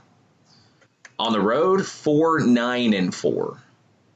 So you want to keep this as tight as you can and come back to Mercedes-Benz and win there. That's going to be your best bet here. Anton Tinnerholm said to Dylan Butler at MLSsoccer.com, "We're feeling we are in a good shape, especially at home. No opponent wants to come here and play against us. I think it's a nightmare for the opponents to come here. We're going to use that for our advantage." And then Villa went on to say, "In this round of the playoffs, it's important to push them first. We need a good result Sunday, not only because we struggle away, but for confidence to advance in the 2 games. We know it's a game of 180 minutes. But for our fans, for us, and for everything, it's important to get a good result on Sunday." If NYC doesn't get a good result on Sunday, I think Atlanta will be in the driver's seat here, because you're already hearing it from people. I think NYC knows that they have to take advantage of having the home leg first. Different teams think about it different ways. Some would rather have the home leg second and be able to have extra time penalties in your building. Some would rather have the home leg first and be able to set the tone for the series in the first 90 minutes of it. NYC is easily one of the latter because of the home field advantage that they have. I don't know how confident they would be in coming to Mercedes-Benz if they are trailing or even if they are level. I think you hear it from Villa in that last statement. It's important to get a good result on Sunday. They know that they struggle away from home. They know that they're not the same team away from home. Yankee Stadium gets in people's heads. It's a more narrow field. It's a couple yards more narrow than Bobby Dodd was last year. It might be 68 yards wide, even though it's officially 70. Bobby Dodd was 70. It's shorter. It's awkward. The sight lines are different. It feels different. Because, you're not like Bobby Dodd, even if it was a smaller field, the configuration, it felt like a normal stadium you're going to play in. This one, it's kind of weird. It throws you.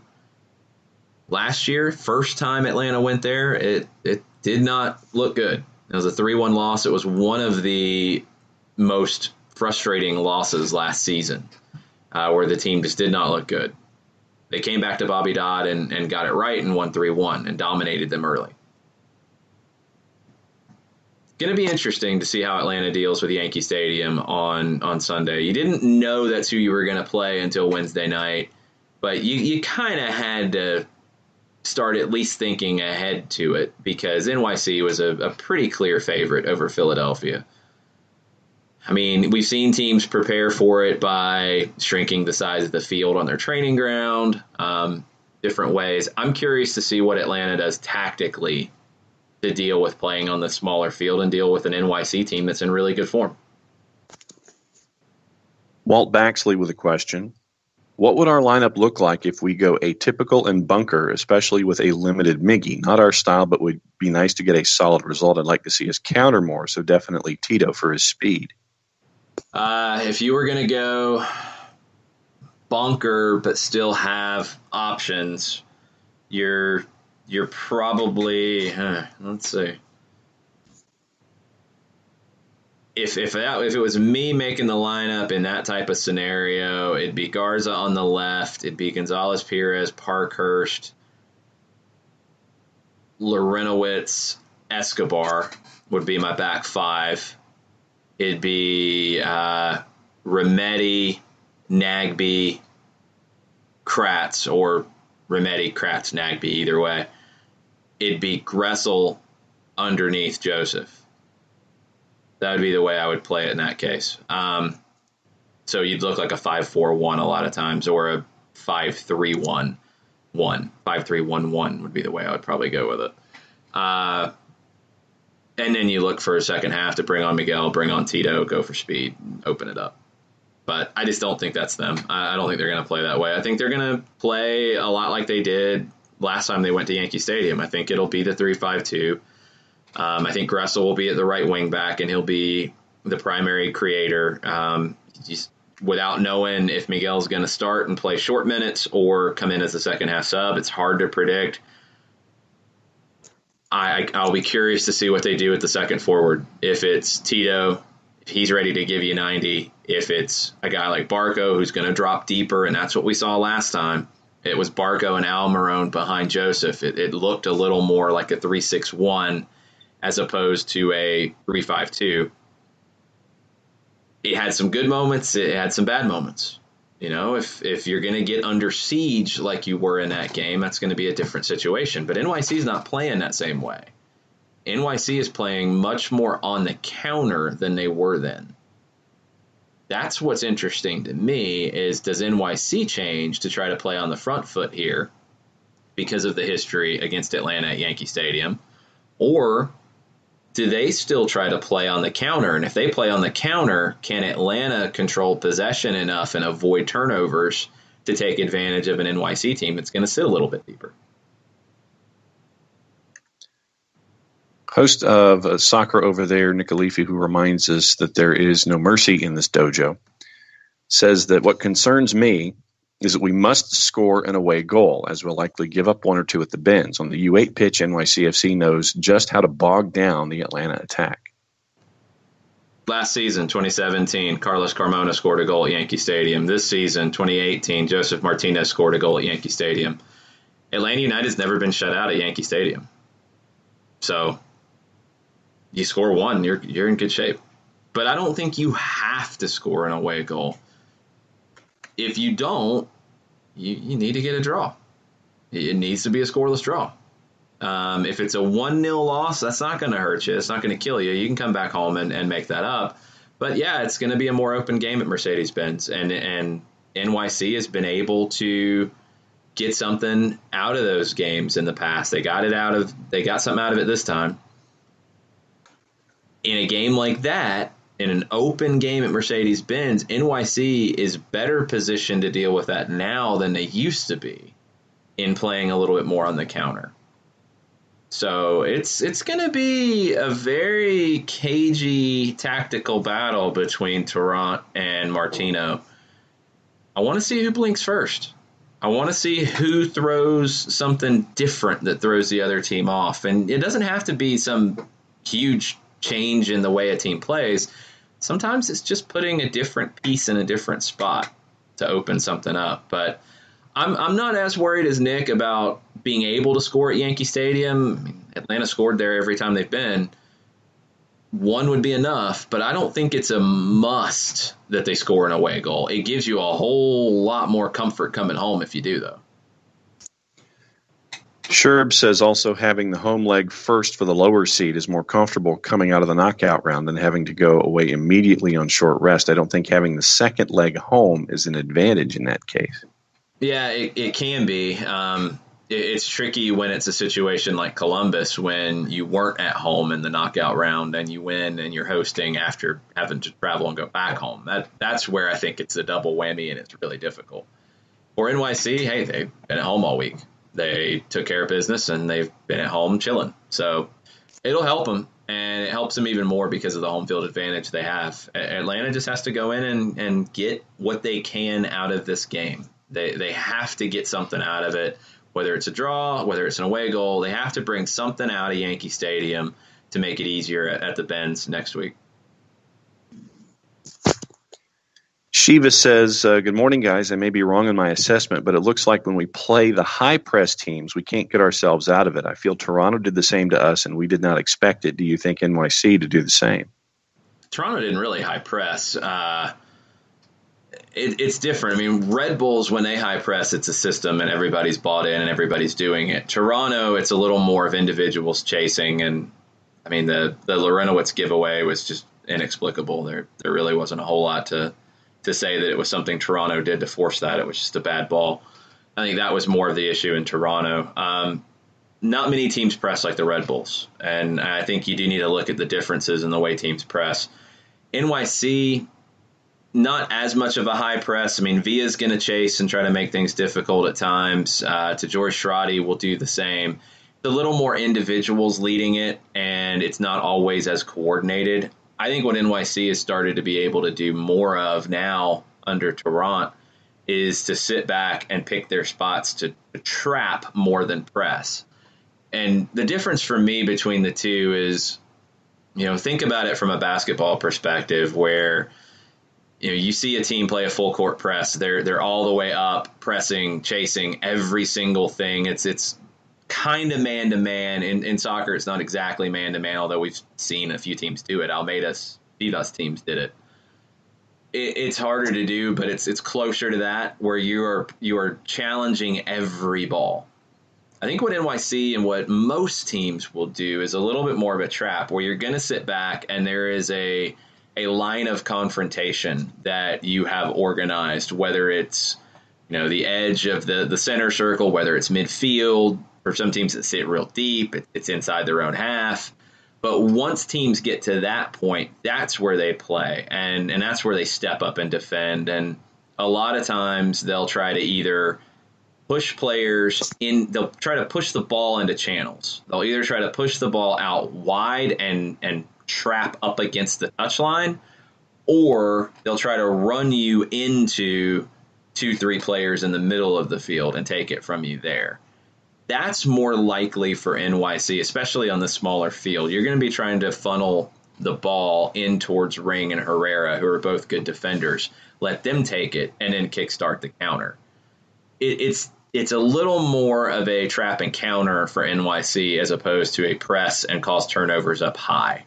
And that's been part of the evolution under Dome Toronto. That takes us up to the break. We're going to take it now. Doug Robertson will be joining us, it looks like, in the last few minutes of the show. I think they're getting ready to wrap up at the Children's Healthcare of Atlanta training ground. So stay with us. We'll be right back. Sweet strawberry icing. You're in Goodwill, and just past that vintage denim jacket you spot miniature donut earrings. You lean in. That's the scent of shopping success. Because at Goodwill, every item you buy funds local job training and more. So bring home those donut earrings and bring home so much good to your community. Goodwill. Bring good home. Brought to you by Goodwill and the Ad Council. Soccer Down Here is sponsored by Apolinski & Associates, LLC, personal injury lawyers with over 30 years of experience. Call Steve Apolinski at 518-350-4231 or email him at steve@aa-legal.com if you need help with a wrongful death or serious injury matter. Steve Apolinski is rated one of the top 100 trial attorneys in Georgia, recognized as legal elite by Georgia Trend magazine for being one of the most effective lawyers in Georgia. Hamilton was adopted from a rescue in 2008. He really likes to be around people. I get out my mat and I'm doing a downward dog and he's underneath. He's quite the pug about town. He gets invited to a lot of parties. He knows he's a pretty big deal. Look at this little face. How could you not love him? Hamilton the Pug, Instagram star, and Shelter Pet. Amazing adoption stories start in shelters. Visit theshelterpetproject.org to find a pet near you. Brought to you by Maddie's Fund, the Humane Society of the United States, and the Ad Council. As a business owner, you know that every year brings new challenges and opportunities. The success of your business demands expertise and focus. And Country Financial can help you keep that focus by helping ensure you have the right insurance protection in place to meet your goals. Jason Wright can help you create a customized insurance plan that has coverages designed just for your business. Give Jason a call at 678-568-6871 or reach him on Facebook at Jason Wright Agency. Coverages vary by state. Policies issued by Country Mutual Insurance Company, Bloomington, Illinois.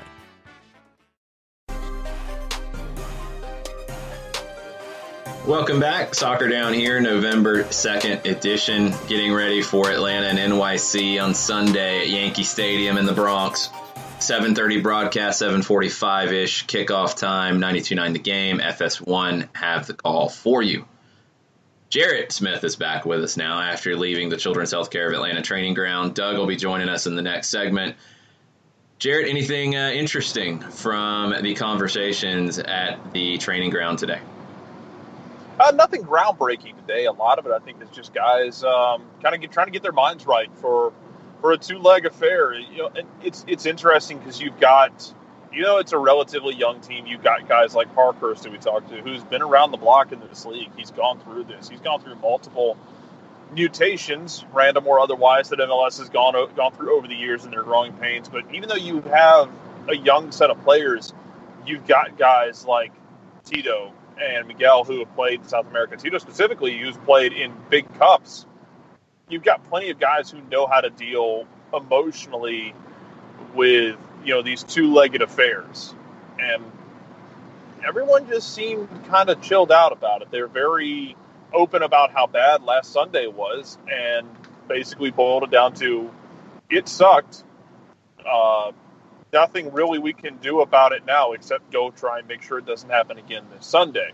LGP was vocal that, this is a team that doesn't feel like they've lost, that they've been outplayed in more than 2 games this season. Santo Martino mentioned, said one of his jobs is to make the players see the forest for the trees. Instead of looking at just that Toronto game, look at the other 69 points they put together and see that this is to tell the team, look, this is a good team. That one game does not have to define your season. Go out and make the other 69 points be the defining part of the season. Yeah, you go back through it. It's not like this team was outplayed in a whole bunch of matches this season. This is what we were talking about a little bit at Stoppage Time Live. You get that negative taste in your mouth from the final game. You can't let that override what you watched all season long. 21 wins, only a handful of even halves that you were outplayed in. This is a really good team. This is not a team backing into the playoffs. This is not a team limping into the playoffs. It's a team that had the second best season of all time. And I think we need to remember that at times. They have to go up to the toughest place to play in this league and get something positive out of it. This is not it's not a must win. It's not even a must draw. But you have to get something positive out of this coming back into the second leg. This is the challenge and the tactics of a 2-leg series that it's new for Atlanta. And it's new for this group, and we'll see how they manage it. This game is not over in 45 minutes or 90 minutes. It's not over at the end of that. You have to come back and play 90 more here next week. Yeah, it's going to be interesting, I think, watching how everyone kind of reacts. Because you talk about it, that last 90 minutes in Toronto, it was bad. But I feel like in the last week, and maybe it's because we've had a whole week to stew over and didn't have like a midweek game to kind of break that a little bit, because it kind of feels like Atlanta is getting viewed through a prism of like their RSL, a team that backed into the playoffs and was thoroughly outplayed at times this year. It just was very Jekyll and Hyde when the team really 69 points. Again, that's ain't bad at all. And there are challenges with playing up there in NYC. Leandro Gonzalez-Perez talked about the challenges about it's a narrow field. You gotta You got to have very good spatial awareness. It can be difficult at times getting everything lined up and, making sure guys step the right way, to keep the line solid for setting an offside. There's a lot that goes into it, but I think they're confident, and I don't see any reason why they shouldn't be. And the stat I'll keep going back to is, if you want something positive, this team hasn't lost back-to-back games since last summer, I believe. If that means that you go out in the worst-case scenario is you get a draw in New York City, then you draw in away in the first leg of, you get a draw in the first leg of a two-legged series. That's a catbird seat right there. Yeah, I mean, that's the two-leg series. It's something new, and I know it's new for some fans who haven't been through this before. It's different than a best 2 out of 3. It's different than a knockout round. It's a different mentality. I mean, you have to think of it as 180 minutes. It's a long game. It's halftime at the end of the game at Yankee Stadium. That's the best way to look at it. So you have to manage the whole 180 minutes and not just for 45 or 90 here. What other questions do we have on the Twitter timeline, John? Well, some of them have to do with other action, and I'll save that as possible stoppage time later on because it was points that were taken forward. But Andrew Baker, who is listening, and I think that this is the last show that he gets where the time change is the extra hour, so we go back to normal with him starting on Monday. Andrew says, I, for one, am glad the game's in the evening. I did some math. Games before 6 o'clock Eastern time, Atlanta United took 62.2% of the points. Games that started 6 o'clock or later, we took 71.9% of the points. Afternoon games was 28 of 45. Evening was 41 out of 57. Feel free to check the math. Well, it sounds about right. I noticed that as the season went on. I think there is absolutely nothing to it. Like, I can't think of any valid reason that would be the case. But I always remember the Hawks team that won 60 games. They were kind of the same way. Whenever they'd have a weird early tip-off, they looked out of sorts, and the passing was bad, the movement was bad, it didn't look right. I think of the Montreal game at home this year where it was a bad start against a bad team at that point, and it just didn't look right, and they found their way into it. I like the early evening games. I prefer them, so I think this is a great fit, but I don't know why this team is better at night. They just are, so we roll with it. And then Paul Millsap didn't get us Monte. That was the problem. There you go. Maybe. And in that regard, I think we are now officially caught up on Atlanta United-based thought. Unless, of course, we discuss Nick Alifi, who says, get it right, we're going to field an 18 of defensive midfielders. Go full Mo or go home. Hashtag bus, bus, bus. No, it's not Orlando. And no, there will not be a bus being parked. No, I don't think Atlanta will play that way at all. No. That's the thing. I mean, Atlanta, again, 3-3 this year on aggregate. 2-3-1s last year. This is as even of a series as you can possibly have. Goal differential in 4 games between these two teams, it's even. 100% even. It's not going to be easy on Sunday, but to think that Atlanta has no chance here, I mean, guys, 69 points didn't happen by accident. 21 wins didn't happen by accident. 10 wins on the road didn't happen by accident. So, have some faith in these guys. Have some faith in this team. Think back to how many times where they've dropped points and bounced back with a big performance in the following game.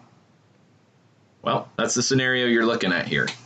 This is a match that I think some are looking at as potentially defining who Atlanta United is at this stage of their development.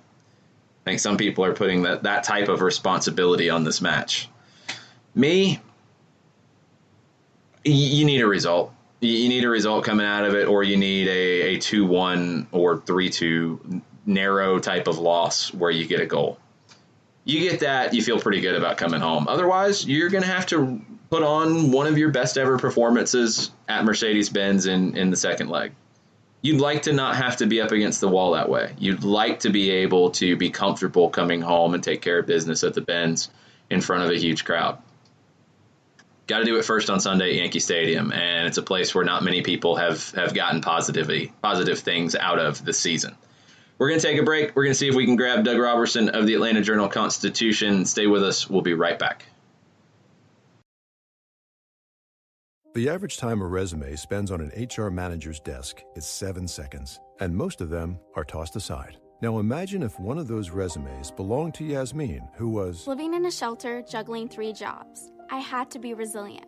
That's something that you can't teach. We rely so much on a resume, yet it could never tell the full story of someone who had to be independent and take initiative. And that's how I handle every project I get. Discover new ways to develop great talent at gradsoflife.org. Brought to you by Grads of Life and the Ad Council. We know that every driver is different, and a one-size policy does not fit all. That's why Country Financial offers a variety of discounts, so you get the coverage you need and the savings you deserve. From good driver to good student, multi-policy to multi-car, we've got a discount to suit every driver. Call Jason Wright at 678-568-6871 today to see what you could save. On Facebook at Jason Wright Agency or by phone at 678-568-6871. Discounts vary by state. Policies issued by Country Mutual Insurance Company, Country Preferred Insurance Company, or Country Casualty Insurance Company, Bloomington, Illinois. Hey, hon, what you doing with your phone? Taking pictures? No, I'm asking it questions. Like what? Hey, Bobo, do flowers have best friends? I'm sorry. I'm afraid I don't know that. Hey, follow me. I want to show you something. Look, flowers do have best friends. Whoa. Some answers can only be found in nature. Discover the unsearchable. Visit discovertheforest.org to find a trail near you. Brought to you by the United States Forest Service and the Ad Council. Soccer Down Here is sponsored by Appolinsky & Associates, LLC, personal injury lawyers with over 30 years of experience. Call Steve Appolinsky at 518-350-4231 or email him at steve@aa-legal.com if you need help with a wrongful death or serious injury matter. Steve Appolinsky is rated one of the top 100 trial attorneys in Georgia, recognized as legal elite by Georgia Trend magazine for being one of the most effective lawyers in Georgia.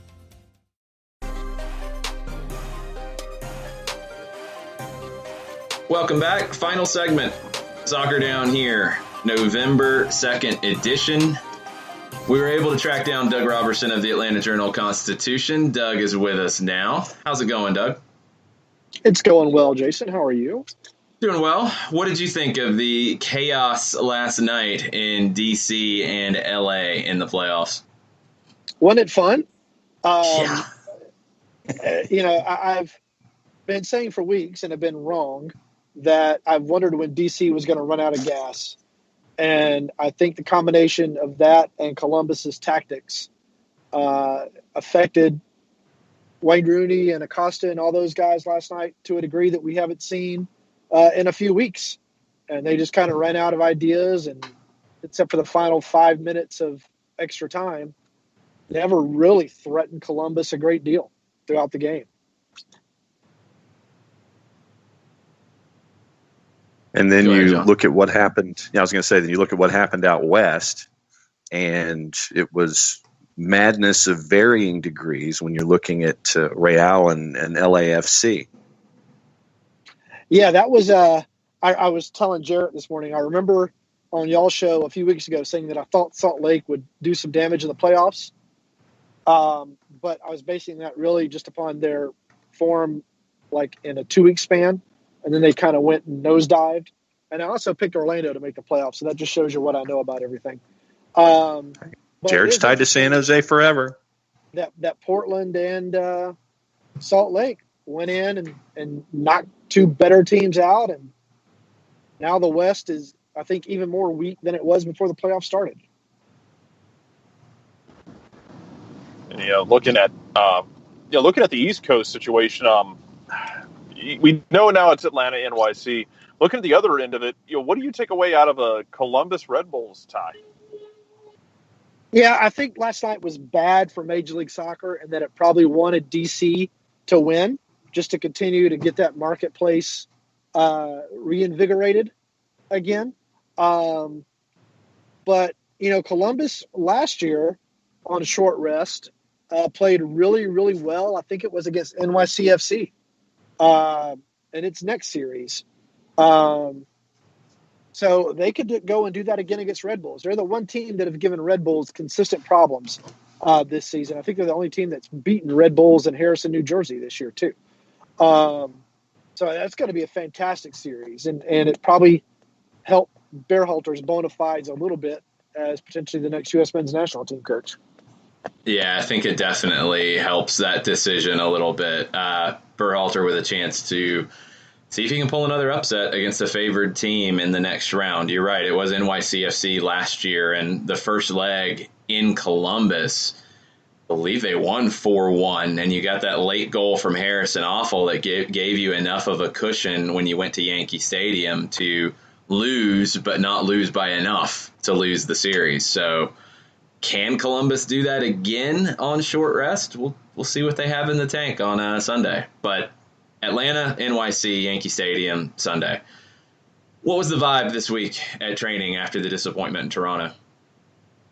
It's the same as it always is, just kind of a measured professionalism that, frankly, I'm really curious about, because the last three quality road opponents that Atlanta United has faced, DC United, Red Bulls, and Toronto, Atlanta United, I thought, has come out flat. The players disagree with me about the DC United game, but I thought they were flat. And so to me, that's a little bit troubling going into this game against NYC-FC. We asked Parkhurst if they've done anything this week to try to crank up the intensity a little bit, to try to get them used to what they're going to face again and what's needed. And he said no. Leandro kind of said the same thing, which I don't understand. To me, it's not just a switch that you can suddenly turn on.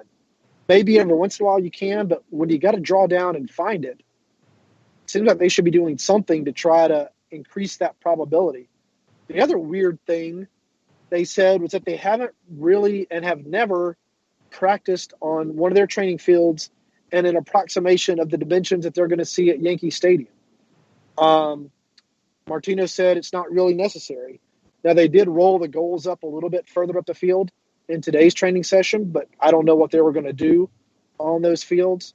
But that's another kind of odd decision to me, that they wouldn't at least try to approximate the under 12, less than professional pitch at Yankee Stadium that they're going to face on Sunday. Carlos came on 92.9 this morning and said that Miguel was going to be minutes trimmed. And so was there any discussion about Almiron in any aspect, manner, way, shape, or form about his performance and what they're anticipating out of him this weekend? He'll be available. And remember, Almiron got knocked out of that first game at Yankee Stadium. He was a halftime sub after a hard tackle. And Romario Williams came on. I don't know how I'm going to approach this if I'm Martino. You don't want to play him, risk an injury, because it is like bumper cars out there. And then not have him when you really may need him at Mercedes-Benz. So I'm of the opinion I wouldn't start him. I would bring him on maybe if the score's 3-0 in NYCFC's favor and you need to get that important goal. But I'm often wrong about what Martino's going to choose with his personnel. So having said that, he's probably going to start. And speaking of the guys who are injured and healthy and otherwise, one guy we didn't hear on the injury report this morning was George Bello. And assuming it's going to be him and Gressel out there, how much would you put on Bello as a guy in the end of the game? None, because I think Garza is going to start. I don't think you're going to put a 16-year-old in a playoff game. I think it'll be Garza, and then if he can't go the 90 or suffers a knock, then I think maybe you'll see Hernandez, who's been in the traveling 18 a lot the past few weeks. I don't see Martino turning to Bello. I would tend to agree if Garza is able to start. I think he gets the start here. I don't know about Hernandez over Bello. It seems like Bello's had a little more trust from Martino, but I don't think that's a situation that Data wants to be in, period. I think he wants Greg Garza to be the guy in this, across the board. Looking at NYC, this is a team that was one of the best teams in the league under Patrick Vieira. Kind of lost their way a little bit with some injuries and the coaching change to Dome Tarrant. They picked it back up here at the end. They get Yangel Herrera back in the final week of the season, and it's paying off. What is it about NYC that worries you on Sunday? Well, having Herrera back is huge. He's just a beast in the middle of the field. And, the biggest worry is, to me, that small field, and is Atlanta United going to continue to try to play out of the back? Because as we've seen teams, Philadelphia tried it on Wednesday, one mistake leads to one pass and can lead to one goal because the field is so small. And if Atlanta United continues to try to play out of the back, like it tried against Red Bulls, like it tried against NYC-FC the first time up there, I'm concerned that things might not work as well as Atlanta United thinks they could. I would just, because it's a two-leg series, I would just boot the ball down the field, hope Martinez can draw a penalty, hope Martinez can draw a free kick, something like that. Almost play the Bielsa 3-3-3-1, bank some players just to keep things really tight and keep NYC-FC from being able to go up the middle. But that's my biggest concern, is Atlanta United not changing its tactics on that small field. So then what would you be the most confident about when it comes to Atlanta United's performance on the weekend? I'm really not sure at this point because they haven't played well in the past three really important road games. They haven't played well ever in New York. Well, I guess maybe the last Red Bulls game last year, they played well. I've got a lot of concerns about Atlanta United going into this game. All right, well, cards on the table, everybody. Let's go ahead and do picks. All right. You said to throw the cards on the table, Jarrett, so show your cards first. All right. Oh, I'm used to this. It's okay at this point. Don't worry. At this point, all the nerves are dead. It's just burning dead skin at this point. Wow. Ow. Yeah. Looking at this game, I mean, it's easy to look at. I think it'd be really nervous about what Atlanta's got going in here. I think they're able to not necessarily right the ship, though, but to stabilize it and get out of there with a point. Well, a point being a draw in this case. Usually calling it a point in regular season. I think it's a 1-1 finish, not unlike what you saw earlier in the season. Not to say that Brad Guzan's going to have, a game of the century kind of performance and goal. I don't know that he'll necessarily have to. I think he'll be called to action a couple times. I think he'll step up to the plate. But I think Atlanta manages to get one. I think they pull a 1-1 draw out of here and get that vital away goal before going back home in really good shape. All right, John, what you got? Yeah, I've got a 1-1 draw as well. I think that they find a way to put one in the back of the net up there. But then I think that you're going to get one of those pinball-y standard U12 futsal pitch in the Bronx goals that Brad Guzan won't have a chance to react to in time. So I'll go 1-1 draw. They get the away goal and come back home. All right, 2 1-1 draws on the board. What about you, Doug? People aren't going to like this. I think it's going to be a 2-0 loss at Yankee Stadium, and the pressure is really going to be cranked up for the return leg at Mercedes-Benz Stadium. 2-0 loss from Doug. I think it's going to be a 2-2. I think it's going to be a sloppy game.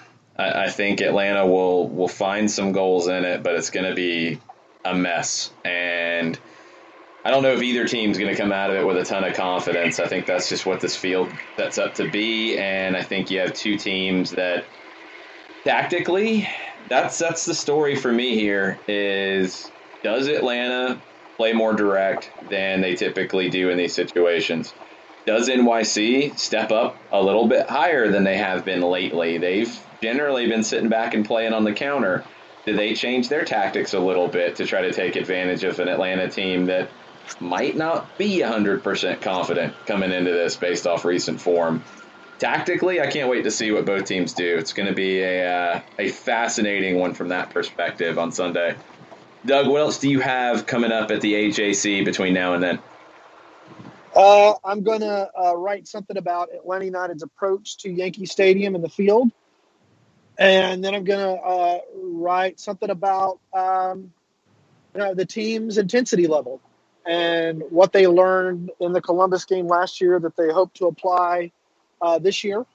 And we'll go from there.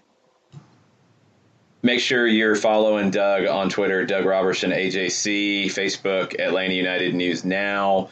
There are a bunch of different ways you can subscribe to see all of Doug's coverage at the AJC. Go do that and support what he's doing, and support the AJC for supporting Doug. I mean, he's on the road every game covering this team, and there might be one or two other beat writers in the league who get that opportunity, and that's a maybe. I don't know if anybody else gets it week in, week out like Doug does. So go support the AJC, go support Doug. Subscribe to the paper, por favor. Thank you, Jason. No problem. I'll be expecting a coffee or something in New York. There you go.